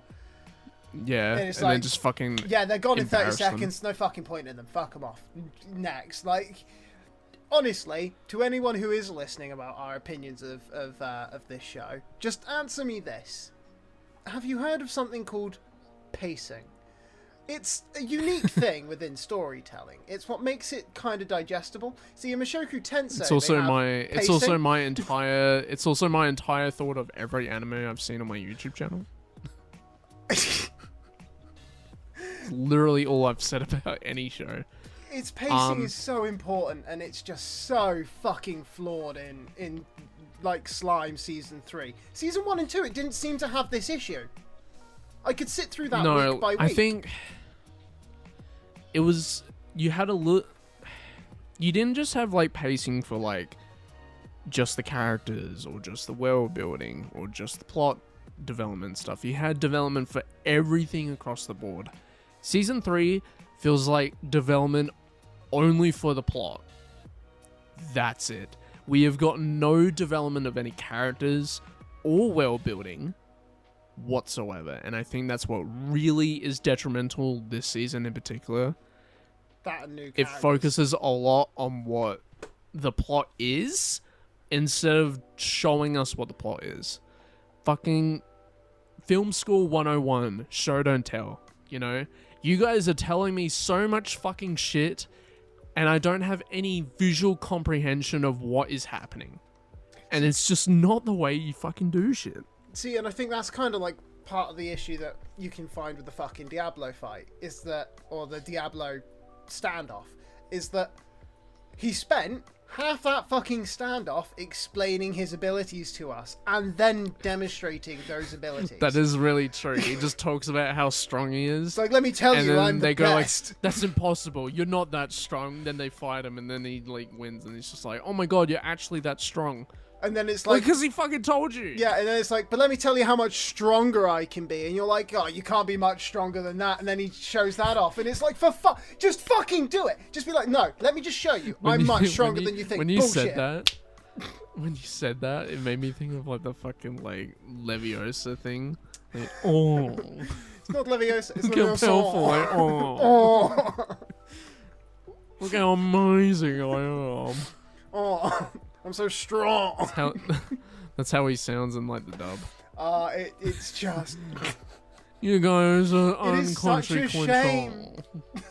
It's such a fucking shame that 2 seasons of this show did so well, and this 3rd season just doesn't seem to know what the fuck it's doing. And I'm sorry, but all these people who have commented at us, being like, we're fucking impatient and shit like that, I have given this show fucking, what is it, 9 episodes? 9 episodes to fucking start. I've given it 9 episodes to get to the start, alright? That is fucking ridiculous. There is no way you can surely defend this show as being like one of the best shows this fucking season or any shit like that. I've enjoyed the first 2 seasons. I wish I could say I've done the same for the 3rd. I really do. The first 2 seasons are the main reason why I'm sticking around. Yeah, I'm literally you would not give the same amount of time for any other show with a different IP. Imagine if like this show came out and was just completely unheard of. Like, okay, let's change it up, all right? New show comes out, 25 episodes. First 2 episodes or first 3 episodes is shit. All right, they're long, they're drawn out, they have 0 action, you have no idea what's going on, but you still watch it. 9 episodes in, are you realistically watching the rest of the show? No. No, it is exactly. fucked. You would not give the same. It. You would not give the same, like. Oh god, I'm gonna lose my voice. You would not give the same amount of time for a show that did not have the same branding as Slime. Yeah, no. If a new show came out with 25 episodes and 9 of those episodes were like, let's be realistic here. If 7.5 of those episodes were a complete and utter drag, would you still watch the rest of this? No, you wouldn't. Let's be honest. It's as simple as that. I was going to say, most people drop after about 4 episodes of something being fucking shit. So, like... So, most people drop after 1 episode. Yeah, this first episode of this fucking season was so fucking bad, I could have fell asleep. I'm pretty sure my girlfriend fell asleep next to me. I mean, she wasn't even watching it. Let's be honest here. I think it's truly awful for it in the sense of you could probably remove the first 5 episodes from this entire season and you wouldn't have lost any story. You could remove the first 7 episodes. Well, no, I'll give you 2 episodes to talk about the things that we heard in the other 5 episodes of Hina to start moving. But, like, literally, if you were to watch Slime, say you were coming to Slime today, never watched it before, good choice, alright? It's a fantastic anime for 2 seasons. Watch the first season, it's good. Watch the second season, it's good. Watch the fucking movie, it's pretty good. But when it comes to season 3... I wouldn't say that. The movie's a bit of a drag. Yeah, but it's better than season 3. You know, I'm gonna quiz you now. You ready? Go for it. Can you tell me the plot of season 3? For Slime? Yeah. I'd like Don't look it up. I'd like to say that the plot for season 3 is going to be diplomatic relations with Falmouth and only diplomatic relations with Falmouth. Because I don't know what the fuck else they've spoken about in this entire show. Everything has been circling around the Falmouth thing. We haven't even been to Falmouth yet. I was going to say, that's the other... I don't even know if they've actually fucking done much other than send Diablo there. I think they have been there, but we got like the smallest bit of scenes for it. They showed the fucking... Well, you were at Falmouth for the fucking battle with Diablo, I guess. and then you're back to Tempest, so there ain't no real point in worrying about Falmouth. And yeah, I don't know what the fuck the plot is for this show. For season 1 and 2, he wanted to build a nation, right? But in season 3, he's kind of achieved that goal, and I think everyone has agreed now. No one knows where he's going. This is technically the plot. I do not believe this is the full plot, but this is what live chat has shown me.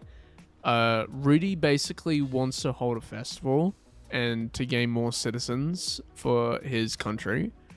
Meanwhile, the Holy Empire, they changed the message. They fabricated it to make it sound like Rimuru was challenging Hinata and the like people to war and stuff. Yeah. Apparently that's what happened. Honestly, the fucking whole get-together thing to expand his nation, I think was a passing comment they made in the first episode, or maybe the second episode, during one of their long political discussions sat at a table. And I don't think it's been brought up since. So I call bullshit that this is at all about fucking nation building. And like this is the only thing that I think Slime has got going for it now, is that we're at episode 9. You have the 7 days, or the 7-day clergy, whatever they're called. They're now making moves. They're fucking murdering Hinata. They're murdering anyone available. And it's like one of those where you might get some story that's actually worth sitting through now. But I shouldn't be at episode 10 saying that. I should be at episode like 4 saying that. Yeah. Honestly, I probably would be more interested than focusing on how Rimuru's road's going. Yeah. I don't give a shit how they built it. I would get a lot more context for the shit that's happening in the world than a bunch of old people sitting around the table and telling each other what to do. I want to say I said this in one of the previous episodes, but again, to all you civil engineers of the world, fantastic work. Keep up the good job, guys. I love bridges, I love roads, I love sewer systems. You are background characters and background story to the actual fucking quest at hand, alright? There is no need to be sat there in detailed office discussions make it on happen. this. Like, you make the story move, but by shutting the fuck up and not being seen. That's how the story moves ahead. Like, you know, Dwayne "The Rock" Johnson still got to take a shit, but no one's worried about the fucking plumbers in Fast and Furious. So I'm not going to worry about the fucking plumbing in Rimuru's forest. True oppressed. The construction workers of Fast and Furious movies. Just the construction workers of the film industry, my friend.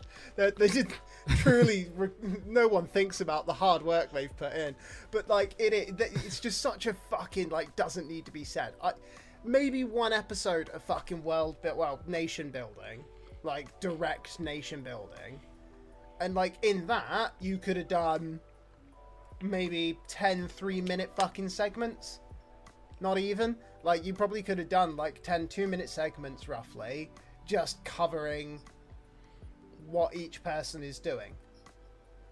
Like, how's it going? Got this now working. I'm gonna do a hot take. I think Slime have kind of forgotten what makes their show so good. Yeah. I wouldn't mind if they focused on characters a lot more, because that's sort of the idea about. I feel like the previous season focused on that a lot, which I really, really, really, really liked. I wish this season was more on world building and less about like political intrigue, because this is just so not what Slime is about. If I wanted to know more about political intrigue, I would watch fucking Overlord or something. But I feel like you could have done the world building so much more better this season. This season had the most potential to have good world building, and you fucked it up. And I'm still struggling to get on board with season 3. I like these 2 episodes. but to warrant the past 7 episodes of sitting around the round table talking about the plot in an unengaging way, I just don't like it. Yeah.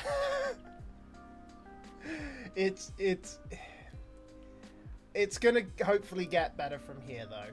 Sadly, it is still I'm competing hopeful. against it's still competing against Mushoku, so there's no fucking hope for it ever being like the best spring anime. I don't think But Mushoku Tensei has half the amount of episodes, and it's doing more in that half than you did in that 7. yeah, again, it's just pacing is such a big deal for these things. And again, can we just? I think we brought her up before, but I just want to bitch about it one more time. All right, like we're at episode 9. Who the fuck is that Kaiju No woman? Why have they still not introduced this character to me? What character? I think, is she a Kaijin, maybe an Oshi or whatever they're called, or Onshi, the fucking random one that's with Shihon in the battle. Oh, the blue and redhead one, girl. Yeah, that one. Yeah, she's just here. Yeah, like She's just there. She's just been so fucking haphazardly thrown into this story. I know. And like, I don't know anything of her. I don't know who she is. I don't know why she's there. I don't know where she fucking came from. Like, the most I can probably make of this is that I believe, slightly through some sort of kind of suggestive looks and whatnot, I think she might have a thing for Benimaru, and I think, more power to her for it. I'm pretty sure Benimaru's going to bang If we're going to compare like Mushoku Tensei to Slime, this is like if the 2 Beast girls just showed up at like episode 6. Yeah, no, imagine that. Imagine that you're just watching fucking Mushoku, and then out of nowhere you've got Linear and all that just there. Hi, boss. Yeah, and what they're just buddy. They're just buddy already. I'm just like, what the fuck? Oh no, imagine. Let's put it to this. Imagine, I think the more accurate way of describing it would be, imagine if Zanuba had only just been introduced at this point, but was still master. Why are you making statues of my master already? This is what I mean. Is like, imagine if like Zanuba had just been introduced this season, but was acting the way Zanuba acts with Rudius, and it's like you'd be so confused. You'd be like, what the fuck is this character? Like, when did she come into the... I've never seen her She was introduced in this season, like, 4 episodes ago. Yeah. But I don't even know if they gave her name. I honestly... She has a name, I just don't give a fuck to remember what it is. It's been said once. I hear Benimaru's name like 30 times a fucking episode, but this bitch once. Yeah, but we've had like 3 episodes of hearing Benimaru's name. Benimaru. We've had fucking 4. We've had 4 episodes of hearing this bitch. Yeah, no, I don't think anyone's called her name once. That's how unimportant she is. Oh yes, it's a generic blue and red-haired girl 1. It's just more. That's actually what it says on the script. I was gonna say just fan service. That's what she's gonna be here for. She's just gonna be more fan service. We all know it. We all see it. I think you said it. In a couple of episodes, she's going to be in a fucking bikini or something at a hot springs. we're going to have a hot spring episode. She will be there. And I will be there too. And we know that we have hot springs easily available, so that episode can come at any fucking point in Tempest. She will be there and I will be there too. I will be there to watch. Just like... It's like one of those basketball tweets. Yeah, I was there. I was there for that one. I will be there. Oh, imagine that. No, we'll be tweeting that out in a few years. Like, where were you on Bath Day? Anyway, we've bitched about slime for a little bit. Yeah, 20 minutes of anger directed at that. What else have you watched this fucking week? I watched Data Live in like an hour and 20 minutes ago. Shock horror though that you got your Data Live in. Let's go on. What's new with somehow Data Live? They all squeezed it still in. dead? No. My suspicion was true. They're not dead. They're just in a actually, I don't know where they are. But I know they're there. Yeah, basically all the girls got murked. Big surprise. Then the purple-haired girl came back somehow. Wasn't paying attention. And Shido was just like, "Oh my god, how'd she come back? That's amazing." And then she died again. So that was cool. But then Best Girl came back. Best Girl came back. Heterochromia girl, like the best girl came back because she sent herself into the future, and now she's here. I'm sorry, she fucking what the fuck is this show? Yeah, she's back. She died, but now she's back. Then she dies again. She died again. But now he just has her ability. Because he remembered something. And now he went back in time before all of this started. Back to the first episode. Try and fix things. No, I think he's on episode 5 more years. 5 more years. I think it's like episode 4, like, or 3 or whatever. Fuck, it's like before the big battle. To the start. It's like before the big battle and stuff. And he's gonna try and fix everything. Oh, does that mean you might? And that was this episode. In one episode, it fucking unraveled so much fucking plot that I understood that Slime wishes it could do that. I was gonna say we should have followed this one up from Slime, mate. That's just rubbing salt in a wound, isn't it? Like, look at all the plot that progressed. To be fair, so much shit happened in this episode, and I'm just like, how did I get all of this, but I didn't get anything that happened in Slime? I was gonna say maybe these writers need to start speaking to each other. You guys need to learn like, how I to literally pace up a bit. skimmed through this episode. I skimmed through this episode and I watched every episode of Slime. I mean, yeah, Slime's really good. This says a lot about society. I think to be honest, when we next do a tier list, I'm gonna put S rank as Mushoku and like F rank as Slime. That's how I'm gonna grade anime from now on. I'm gonna put Slime in like a D. Slime's a D for you, is he? Yeah, I think so. Wow. I mean, it's not bad. It's just disappointing. Yeah, to be fair, yeah, that's probably the best way of describing it. It's Yep. just disappointing. It is very disappointing. Aside from your Date Alive though, have you been watching anything else, or is it been a typical week for you of? I did keep to my promise. I did watch this bit of our podcast. I did watch one episode of Go-Go Loser Ranger. And what did you think of the first episode of Go-Go Loser Ranger? I thought it was good. It wasn't how I thought the plot would progress. I thought it would be a little bit more I thought it would be a bit more parody than it was. Like, there was some bits where it was just like but the way it's also like the way the plot of the episode progressed was a little bit different to how I thought it was. I didn't think he would be like an actual person outside of like of his little realm where he's supposed to be. I didn't think that was actually a thing. But I think the point across that the heroes being bad guys aren't really clear right now. I feel like I need to watch more of it to know that. I think, to be fair though, but like, it's not so much that the heroes are bad guys. Like as you watch through, like, you do see bits that, like, I won't spoil it, but you do get like told and shown bits that like they aren't good people by any means. But like I think from the start you're not introduced to them like as being bad guys more than they are just kind of liars. Like, that's the biggest. I guess I kind of fucking just problem expected with that. them, is like they are liars. I thought this was just straight up Power Rangers The Boys, to be honest. Where like people have this perception that there's such like heroes and action styles and stuff, but like from the bad guys' perspective, they're just really big dickheads. Which I didn't really get across in this first episode, but I feel like in more episodes I'll see that. So yeah, I actually do want to keep watching this because it is quite a good show. I'd say it's quite a surprising one that kind of just has been impressive out of nowhere. Like, I think I went in watching it with no expectations of it being. I do feel like not a lot of people are talking about the show. Yeah, and it's such an underrated show. It is so fucking good compared to like some of the shit coming out at the moment. Like, I'm sorry, I don't know if I've told you this, right? I tried watching Grandma and Grandpa Turn Young. I got through 2 episodes of that.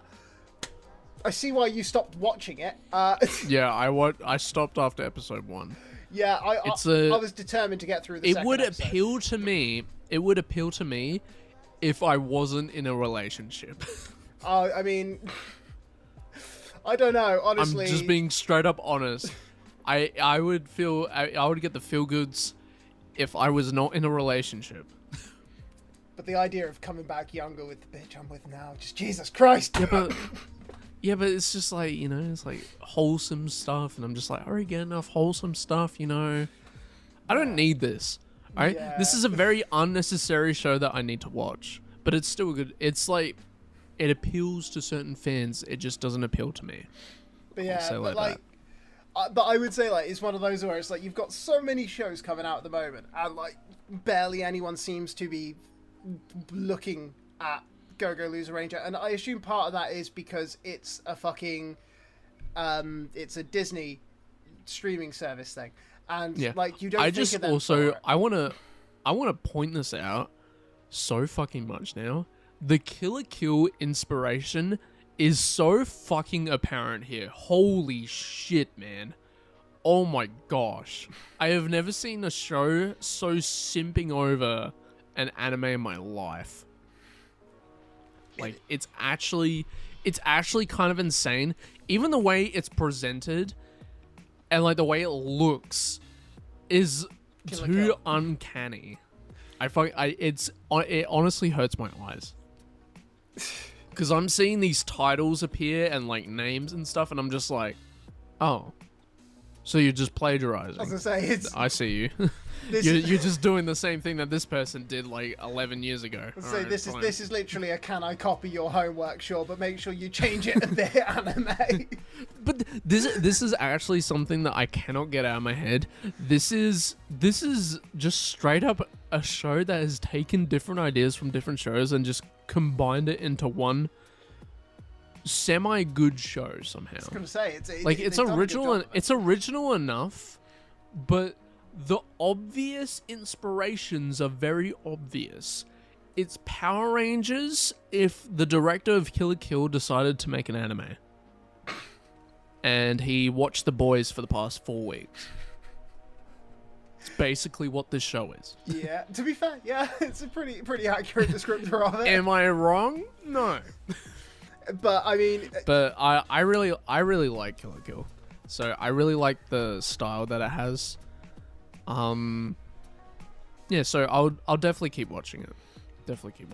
I think to be fair, like I'm saying, is I think the being on Disney is a big fucking hit for a lot of anime, because it's like, I don't know if you watched what's it called? Tengoku, fucking Heavenly Delusion. Summertime Rendering?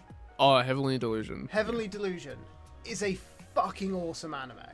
I didn't finish that. An incredible anime, and like I really liked it. But it's one of those where I only watched it because my partner had Disney open, and I saw it on like their home screen. So I was like, click on that. I want to see what it is. Watched an episode, was like, fuck, actually looks quite good. Might watch the whole thing. But like, if I hadn't seen it, never would have fucking watched it. Never would have given it like a second's worth of my time or energy. I think it would have been brought up at some point. Yeah, probably later down the line. But I think this is the issue. Is like, I feel like you might see in a year's time, more people will start talking about something like Go Loser Ranger, and it's because like just at the moment you don't consider this definitely feels like a show in like 3 years. Some random creator is gonna talk about this and go like, damn, this show's actually kind of lit. And I'm going like, yeah, I know. Yeah, I was there. I was. And when they've I done was part of the revolution. Nah, but when that happens, welcome to the Weekly Weeb, everyone. I'm Hugo, and you're going to be enjoying the fucking Go Loser Rangers with us. It's fantastic. Yeah, even hello after from 2 years from now. This is the original video. Yeah, I was going to say, hello 2027. I'm glad you finally picked up the fucking Go Loser Rangers. Look, it's a good show. 3 years. I hope that they've released that second season by this point, because they probably fucking haven't, but... They won't. This show is so fucking underground. Come back to 2029 when they finally release season 2. This is also a new studio, so Little Hope because anyway, who knows? It's There is something I do want to talk about, and it's not anime, but it relates to an anime that I do want to watch. All right. Let's hear it. So a certain movie came to Netflix called Godzilla -1, and it's been on my backlog for a while. I know this is an anime, but you know, whatever. I did watch it for the first time, and I insanely overhyped this movie to all hell. I thought I was walking into peak fiction masterclass movie. It is a very good 8 out of 10 movie. It is not the best movie that I have seen this year. That's what I'm gonna say. What is it? Is this isn't the... It's a Godzilla movie. Is it just a typical Godzilla movie, or... No, this was made by a Japanese studio. Oh, so already it's better than the shit that all the fucking Warner Brothers studios. Yeah, all the actors are Japanese and stuff, so I'm assuming like it's made by a Japanese company. This film had a $15 million budget. Let me just quickly check something. I want to see how much ad revenue they got from that. That's not what it is, but whatever. Whatever the fuck you want to call it. Whatever the fuck. Yeah, this movie came out last year. Had a $12 million budget. And is currently sitting on a 98% on Rotten Tomatoes. 7.9 on and IMDb. It made $115 million. Yeah, I'm not surprised. Like, I'm just like looking at some of the screenshots from it on Google now. I think it's the most profitable Japanese movie. I think it is. Actually, no, it is. It is the most profitable one. I really liked this movie. Some bits kind of took me out a bit, and I thought, why does this kind of look kind of iffy? And then I found out it was on a $12 million budget. I'm like, oh, you know what? They actually did a lot with that $12 million. I've never seen such a good distribution of money in my life in a movie, because some of these like blockbuster Hollywood movies where they have like $200 million, I don't know where the fuck that goes. Because the fact that a group of people had $12 million to make a Godzilla movie and made it the best needs to be fucking studied. Like, honestly. I'm just having a look, and it's like it fucking was awarded a lot by the looks of it as well. 8 total awards, like from the Japan Academy Film Prize. Yeah, it's won the Academy Award for Best Visual Effects, the Japan Academy Prize for Picture of the Year, Japan Academy Prize for Outstanding Performance by an Actress in a Supporting Role, Film Prize for Screenplay of the Year. Like, fuck me. You're doing good if your Godzilla movie's winning fucking awards when the rest of them are barely fucking getting hype. Yeah. So yeah, it was a very successful movie, and it was a movie that I've been meaning to watch as someone who is doing a film course and not watching one of the best movies from last year. I will not talk about why I didn't. I definitely would have liked this in cinemas. I did have a couple of problems with this movie, but I don't want to get into it too much because I'm assuming you haven't watched it. I haven't, no, but I would honestly sit down and watch it. I'm not into like all the Godzilla Kong movies for the most part, but like that does look like a good film. It looks good. This one is fully detached from that bullshit quotation marks franchise, as you want to call it. Well, I don't know what else you meant. This is a full-on traditional Godzilla movie where Godzilla is just a giant dickhead. Alright, he is just an asshole in this movie. Whereas, especially from the 2014 one, I think, where he was kind of treated as some kind of like anti-hero monster where he was trying to do the right thing. This one, he just fucking bombs cities and destroys, like, he just fucks shit up. He is such a dickhead in this movie, and I actually did not like him at all. but it made him such like a good antagonist. But isn't that kind of what Godzilla always should be, though? Is it not meant to be that he should? Yeah, but technically in the new movies, he's like treated as the main character. Well, in the new movies, he's like the fucking good guy, to an extent. Yeah, he is. He is the good guy, especially in like the 2014 one.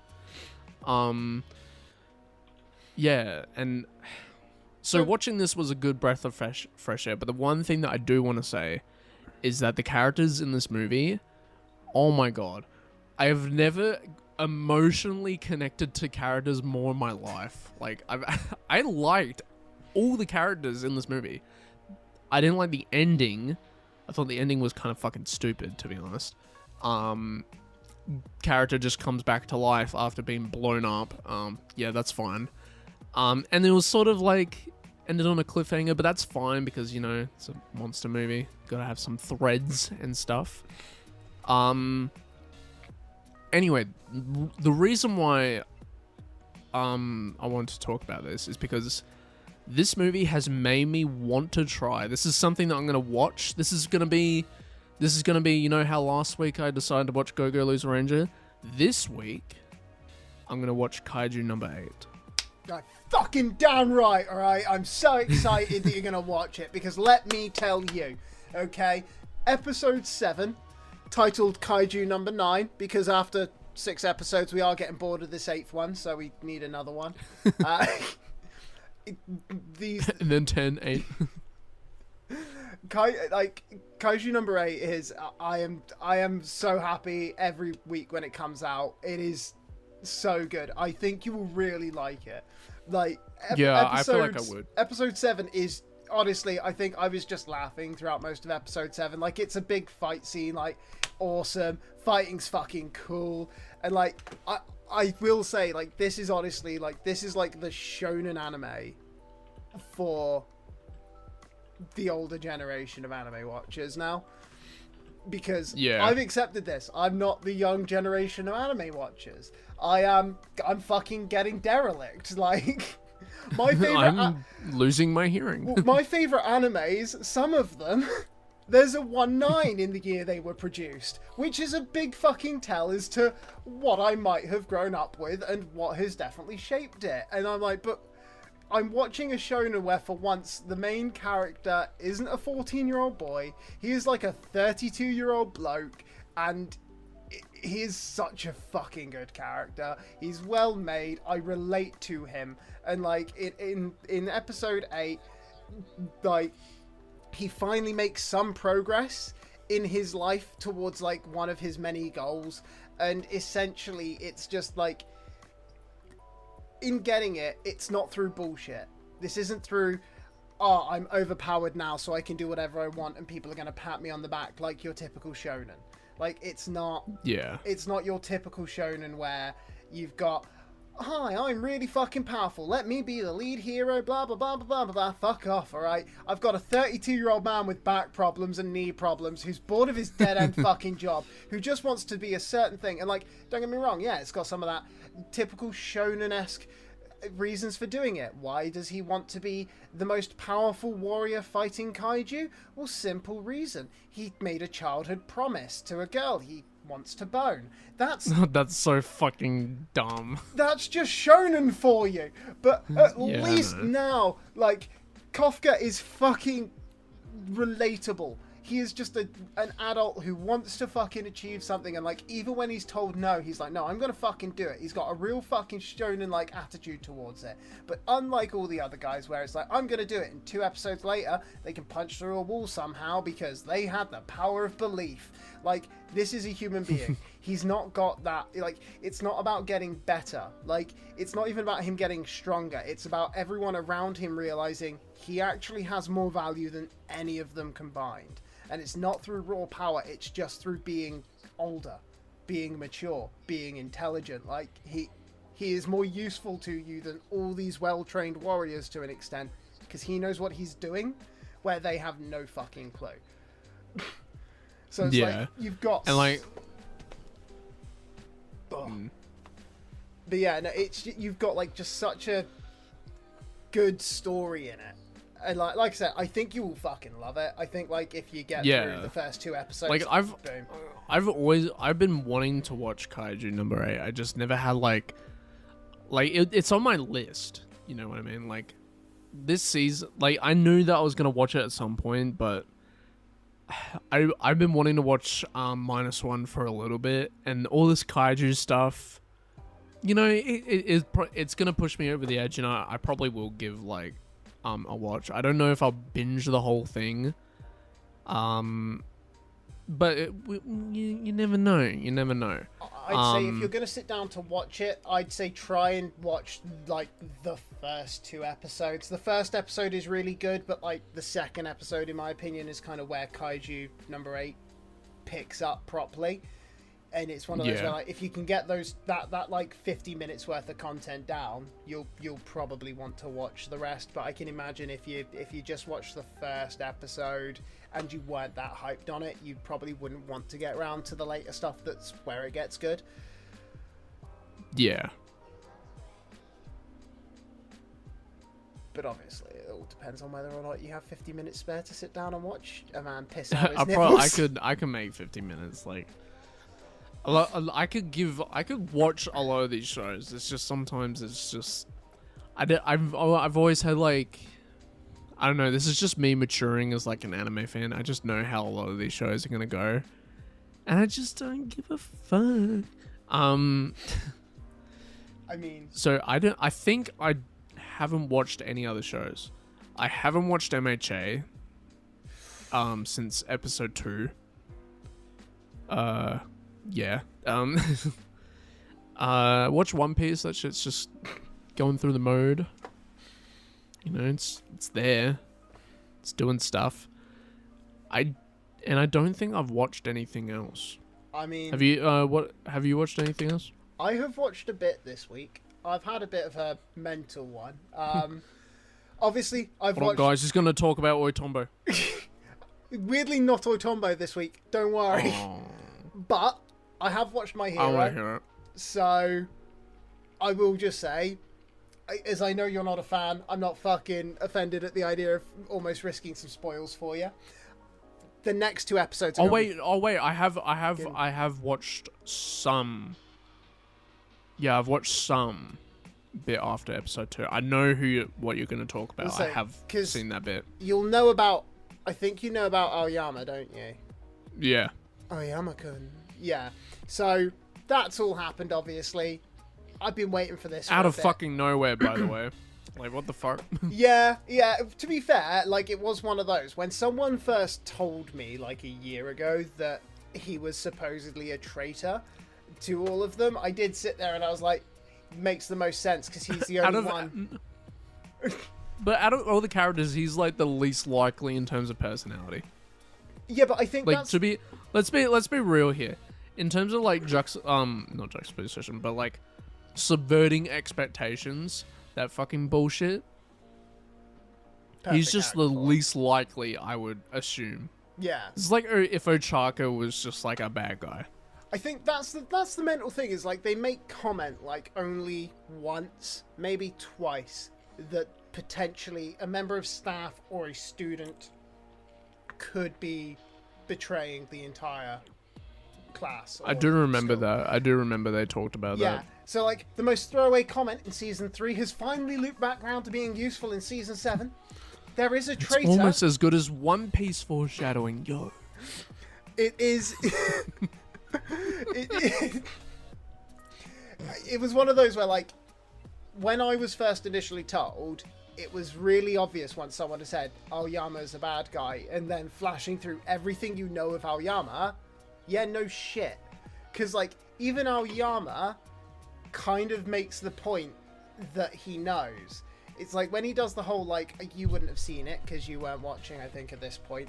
He gives a plate of cheese to Deku that just says I know on it when they've moved into the UA campus, and later he discusses it, like him and Deku discuss it, and he makes the point. He's like, no, I know that your quirk wasn't best designed for your body because mine is the same, where, like, if he doesn't wear his belt, his naval laser's like a constant active.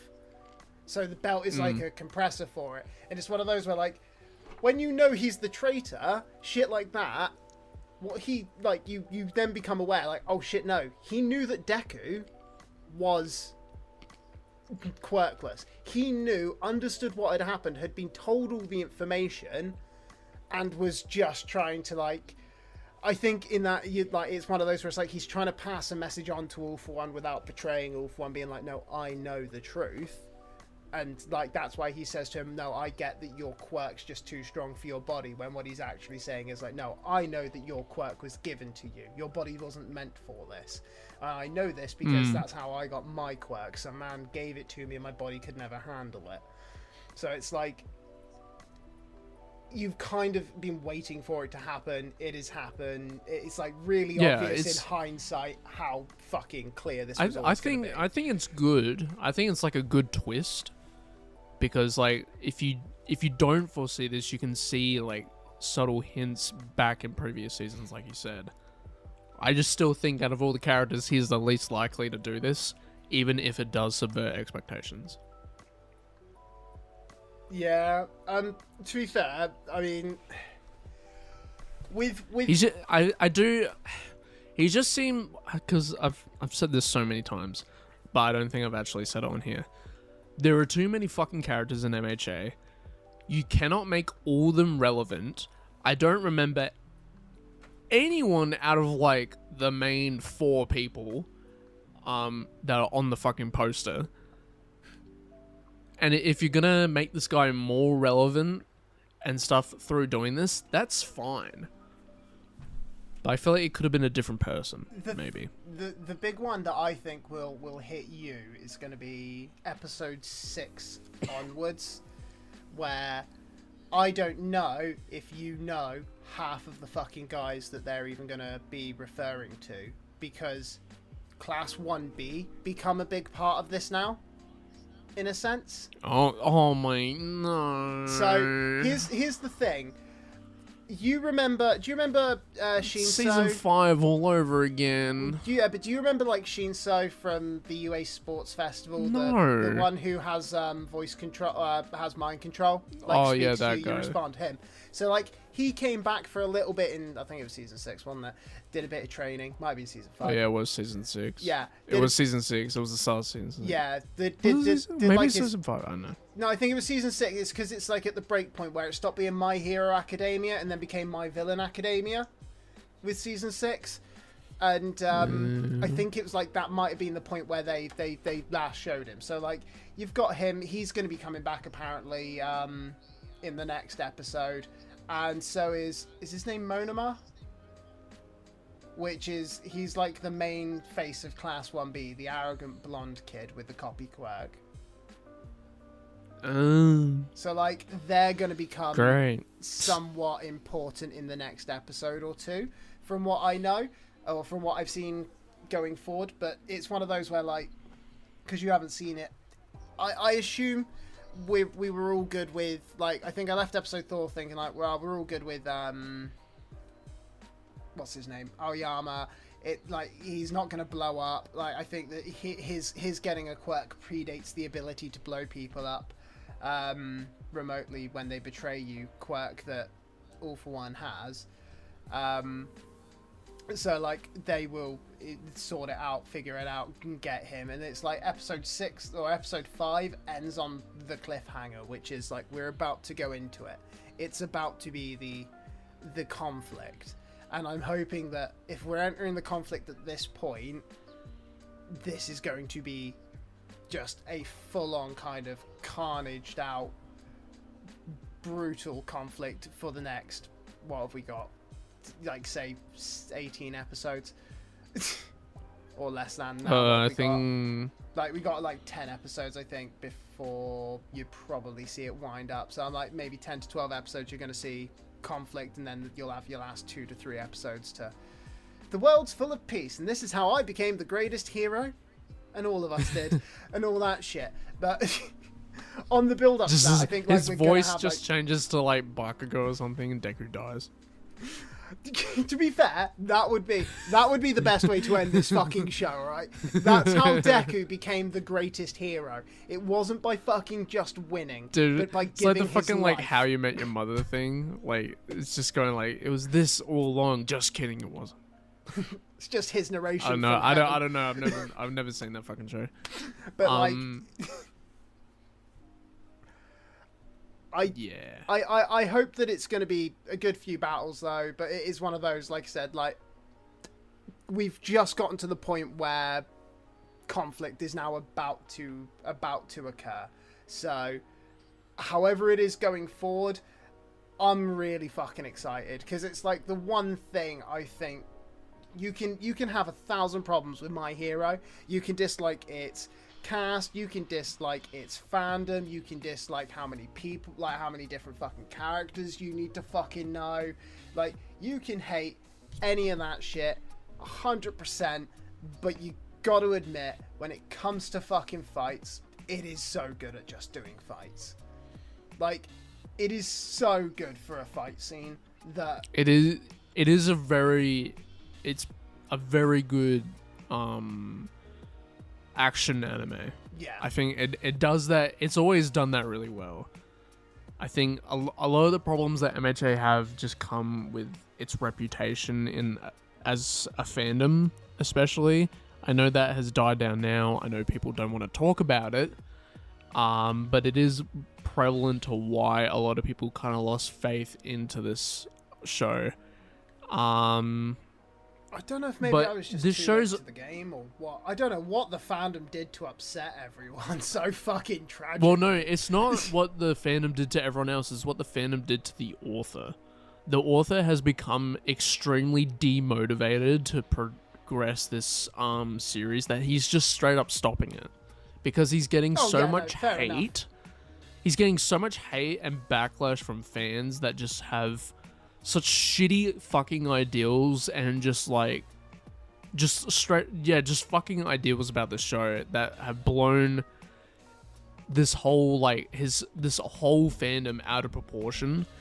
And like and it was known for like so many years as like the worst fandom and like the epitome of an anime fan to belittle your author into making the show how you want it when it's not your show. And therefore he has decided to just stop making this show after this, and it's because of the fans, which I cannot fucking comprehend. And this is like a fucking video title right here. The fans fucking killed this show. Alright? This show is still doing really well, but when this show ends, people will go like, oh, why wasn't there more MHA? It was so good. Because the fans fucking ruined it. They just went like, nah, I want it to be like this. I did always feel like, especially in the last 2 seasons, like it felt like everything started to amp up a lot quicker as we were getting later in, and not like just the plot's trying to progress, but like it was one of those where I was like, the plot is trying to finish. Like, I didn't realize it was that. I'd always been told like My Hero fans are like the worst of the anime community fandoms, and like I've accepted that. I've always assumed just greasy, sweaty fucking nerds, and honestly, for that reason alone, more insufferable. But fucking look, just learning this, all I can say is to anyone who's wasted their fucking time whinging at an author, all right, shut the fuck up. Better things to do. If you're unhappy with a story, how about you pull your head out your ass and go and make your own? Like, it's not even the fact that they're like upset about the story. It's just the fact that fans obsess over these characters. I've never seen a fandom simp over one character in my fucking life than Todoroki. Holy shit, man. This fucking shit pisses me off the most. The fucking MHA fandom ships are the worst thing to ever hit the internet. Oh my to be fair, god. Let's be honest here. My Hero Academia shipping anyway is just wrong. Yeah, like it's still bad. Like I'm still seeing shit that I wish I could unsee from my eyes. Like it's fucking abhorrent, especially from the previous season. Holy fucking shit, that fucking cesspit. But the fans have killed this author's motivation to keep this franchise going. And when this show ends, people will be upset that they didn't get more MHA, where it's their fault because they were just fucking weird. Yeah. And this is the stereotype of what anime fans are.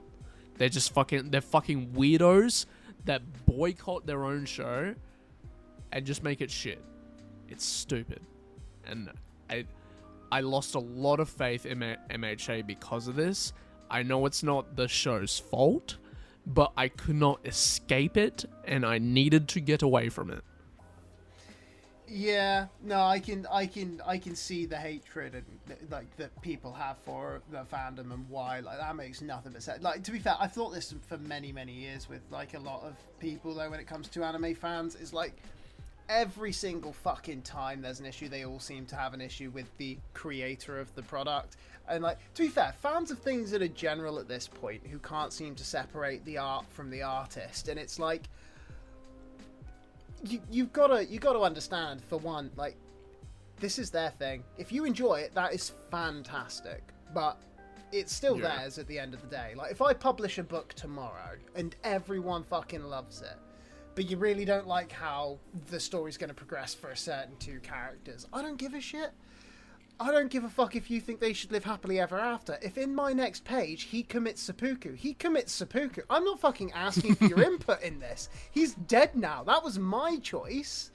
Like, I can get wanting to fucking vent your frustrations. If you dislike something about a story, like, for the most part, I saw a lot of people who hated, like, Harry Potter having fucking Ron and Hermione get together because it made very little sense for a lot of people in the end. But it's like, cool, good for you. That's a fucking you problem, buddy. That's not your fucking story to write. So if you dislike it, I advise you write your own Harry Potter. We are not getting into fucking Harry Potter. Oh yeah, no, I'm not going because down into that is even more of a cesspit that I am avoiding at all costs. That is why I decided to be an anime fan. Everything about that. What's worse, MHA or Harry Potter fans? Harry Potter. That's the yes. The worst. So back onto the anime. Actually, no, it's not the fans. It's just the IP in general. Anyway, yeah, MHA. I still respect the anime and the product that it is. The fans ruined it for me for a long time. And me getting back into it is because I really like the way that season 6 ended, and like the anti, like, sort of like vigilante arc. That shit was really interesting for me. So I watched it and I'm getting back into it. That period where I didn't watch it was mainly because of the fans. Yeah. It will always be a shame that this show probably could have been so much better and so much longer if people just weren't dicks. If people hadn't ruined it. The show has so much potential if the author had his own time, and it just completely concentrated on making the story really good, because there are some points where the story takes such a nosedive, and I have like this inkling thought that he was just going through his real life, and it reflected his storytelling. Yeah, like I said, I think you can see that there's like points where it just feels like it started getting rushed, as if just the creator didn't want it anymore. Like, you can almost like see season 1 is a really, really good shonen anime. Like, season 1, very standard, very bread and butter. It's really good. Season 4 is such a fucking nosedive in quality, and I hate it. And it really shows. And then it's starting to pick up a bit more because this creator wants to finish this franchise and series. I think at least he wants to see it possibly go out on a mildly fucking high note, which is all. Yeah, which is respectable to him to be able to push through and finish this series, and I hope he just gets a fucking break. Oh, fucking! It's going to be the most peaceful time for him when he's done. Yeah, it's like the fucking Avatar when he dies. He's just like, oh, so much weight off my shoulders. Reborn to fucking write the next My Hero, though. Next person. Just comes back in So 20 years later, the new show. It's literally like the You're Next thing from All Might. It's just like, You're Next. To be fair, that's the thing. There is going to be a show, like a shonen fucking anime writer or manga creator that will one day be the perfect meme for him to drop in their DMs on Twitter. Like, it'll be when everyone starts turning on them for doing like the dumbest thing with their story, or not shipping the right couples together, and they're about to fucking lose it. That's when that meme should be dropped right at them. Just him going, "You're next." That would be so good. We'd never know, but it would be a fucking great moment. I will. It'd be so funny. I will pull away from the My Hero though, because I don't want to take too much longer. I have watched. I don't think. To be fair, I don't think there is any. Well, what else have you watched? I was gonna say I have watched 2 other shows this week. One that Alright. I don't know if you've seen any of it, and if you have, great. The other one I'm pretty sure you have seen, as I did mention earlier. I have been watching all morning, so I'll go for the one I've been watching all morning. Love is War. Oh. Well, Wait, which season? Oh, like the 3rd season? Season 1. I've just started from season 1. Oh, okay. I'm just gonna watch it through and through. The thing is, the fucking OP when I woke up this morning, Daddy Do was just going through my head all fucking morning.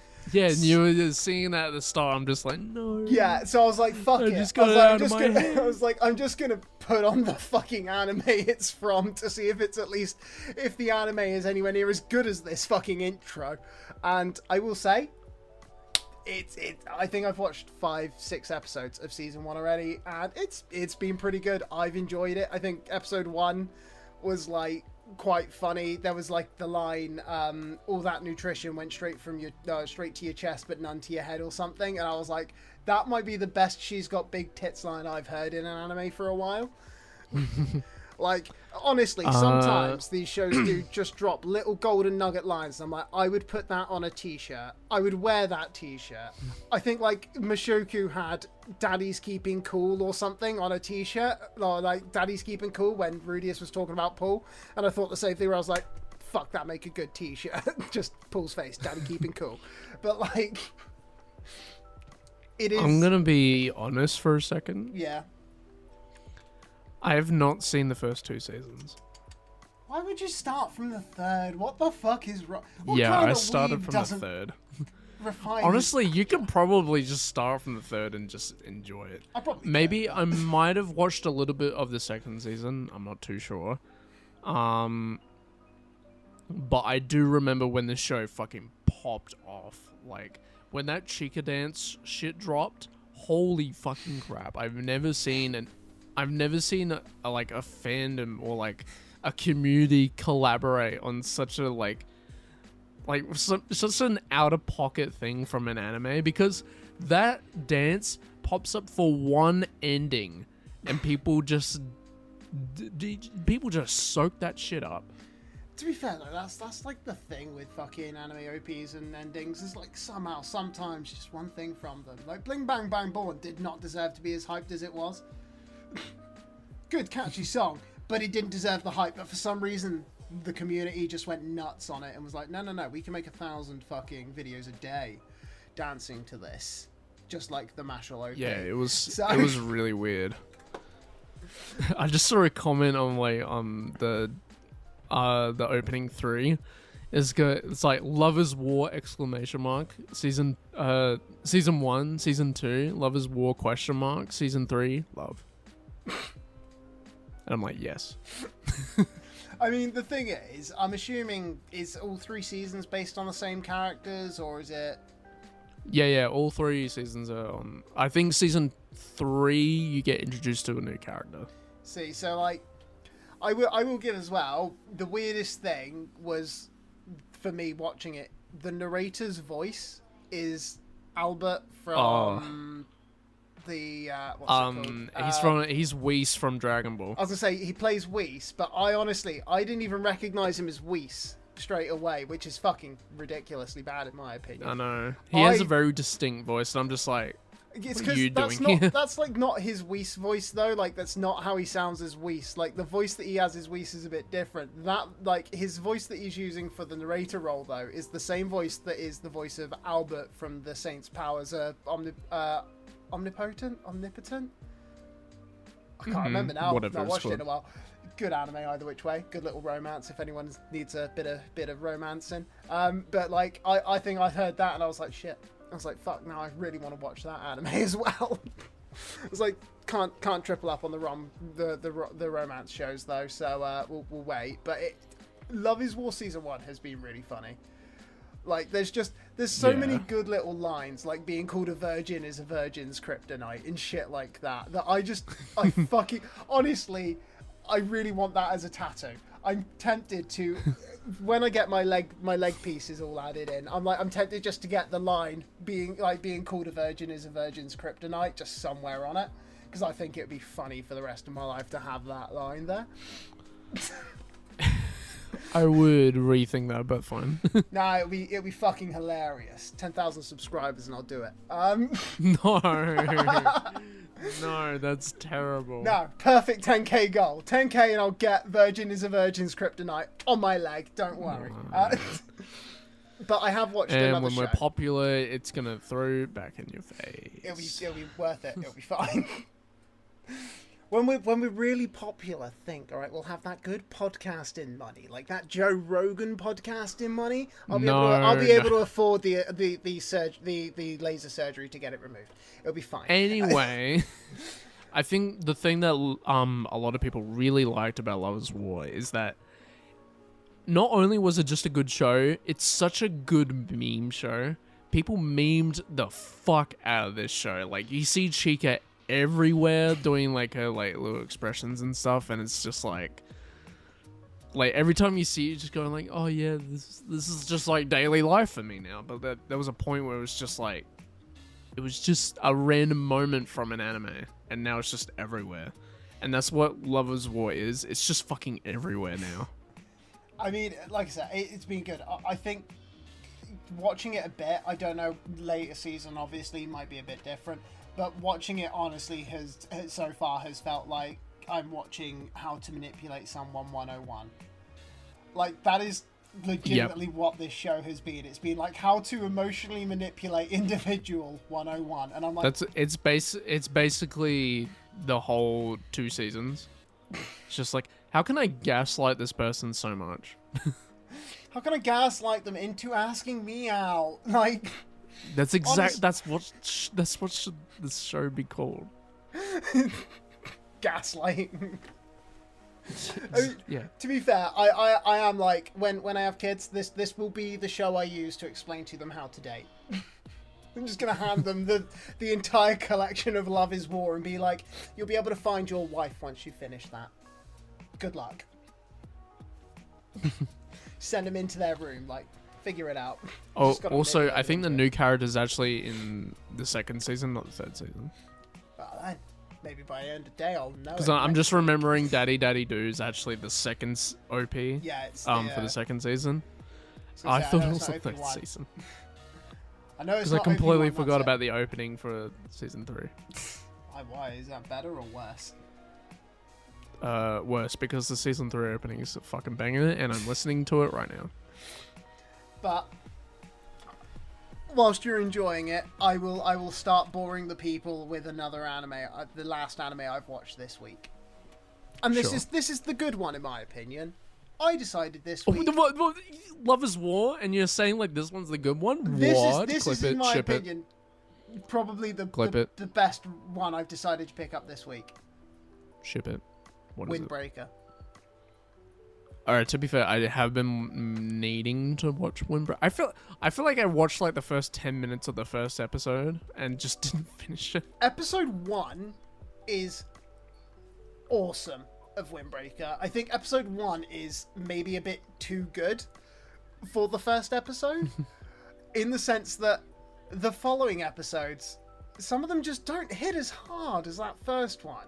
Like that first episode is so good that like episode 3 through to 5, I'm like still enjoying it, still think it's awesome.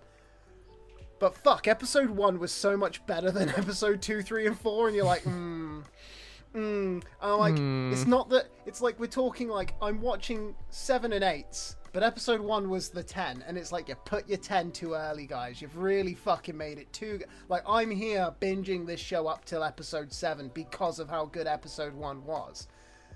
But at the same time, and like, episode 7 I will give, fucking awesome. Episode 7 picked it up again, like, immediately. It became like, I think, same issue with everything. I'm a big Dragon Ball kid. I'm wearing my Dragon Ball shirt today, and for that reason, I like seeing punching, and I like to see a lot of punching. So the more punching that occur, the happier I am with a lot of anime, because punch is punch, and punch likes punch, so punch away. That show is definitely catered towards you. Yeah, no, like, if you are into, like, any anime where it's just fighting a lot, like, Windbreaker is fucking so good. The first episode, you just have, like, a group of teenagers battering each other in the street and people cheering them on. And not like other teenagers, no, full-grown adults leaning out the windows of their houses like, yeah, knock their fucking teeth out kind of thing. It is such a fucking good show. And I do kind of like the idea that this one is... main character is a delinquent, and not even by choice. He is delinquent because he looks like a delinquent naturally. Like, he's got two-toned hair and two different coloured eyes, so people assume done it on purpose, social outcast and reject, you know, typical Japanese cultural standing type thing. So he's like, well, if everyone's going to treat me like a delinquent, I'm going to act like a delinquent. And then it's this introduction that people are like, no. When you come, like, he's gone to this school he's gone to because it's apparently the school for delinquents. It's where the most fights break out and all that shit. It's meant to be hard kind of tough as nails school. And he finds out the day before he starts, actually, no, it's not. The school isn't like that anymore because the guys who were in that school, the delinquents, decided that they would look after the local town and the local area, and they've become heroes to the area that the school now covers. And for that reason, you've got this entire thing where he wants to be a hero, but also doesn't want to admit that this is what he wants to do. Like, you'll have things where, like, he does say, like, it's really loserish at times that these guys all want to be, like, fucking play and pretend hero, but he also really wants to play pretend hero, so... it's just funny as shit. Like, I think the way he says he's... So you're telling me this guy's just a fucking hypocrite? He's a bit of a hypocrite, but it's okay, because he punches hard, and we can accept a hypocrite who can punch hard. So it's fine. Domestic violence. So it's fine. Yeah, no. If you could knock my teeth in, I don't care if you're a hypocrite. It's when you can't knock my teeth in I care. But I like my teeth, so I only stand my ground to a certain point. But that's the last anime I think that I've watched this week.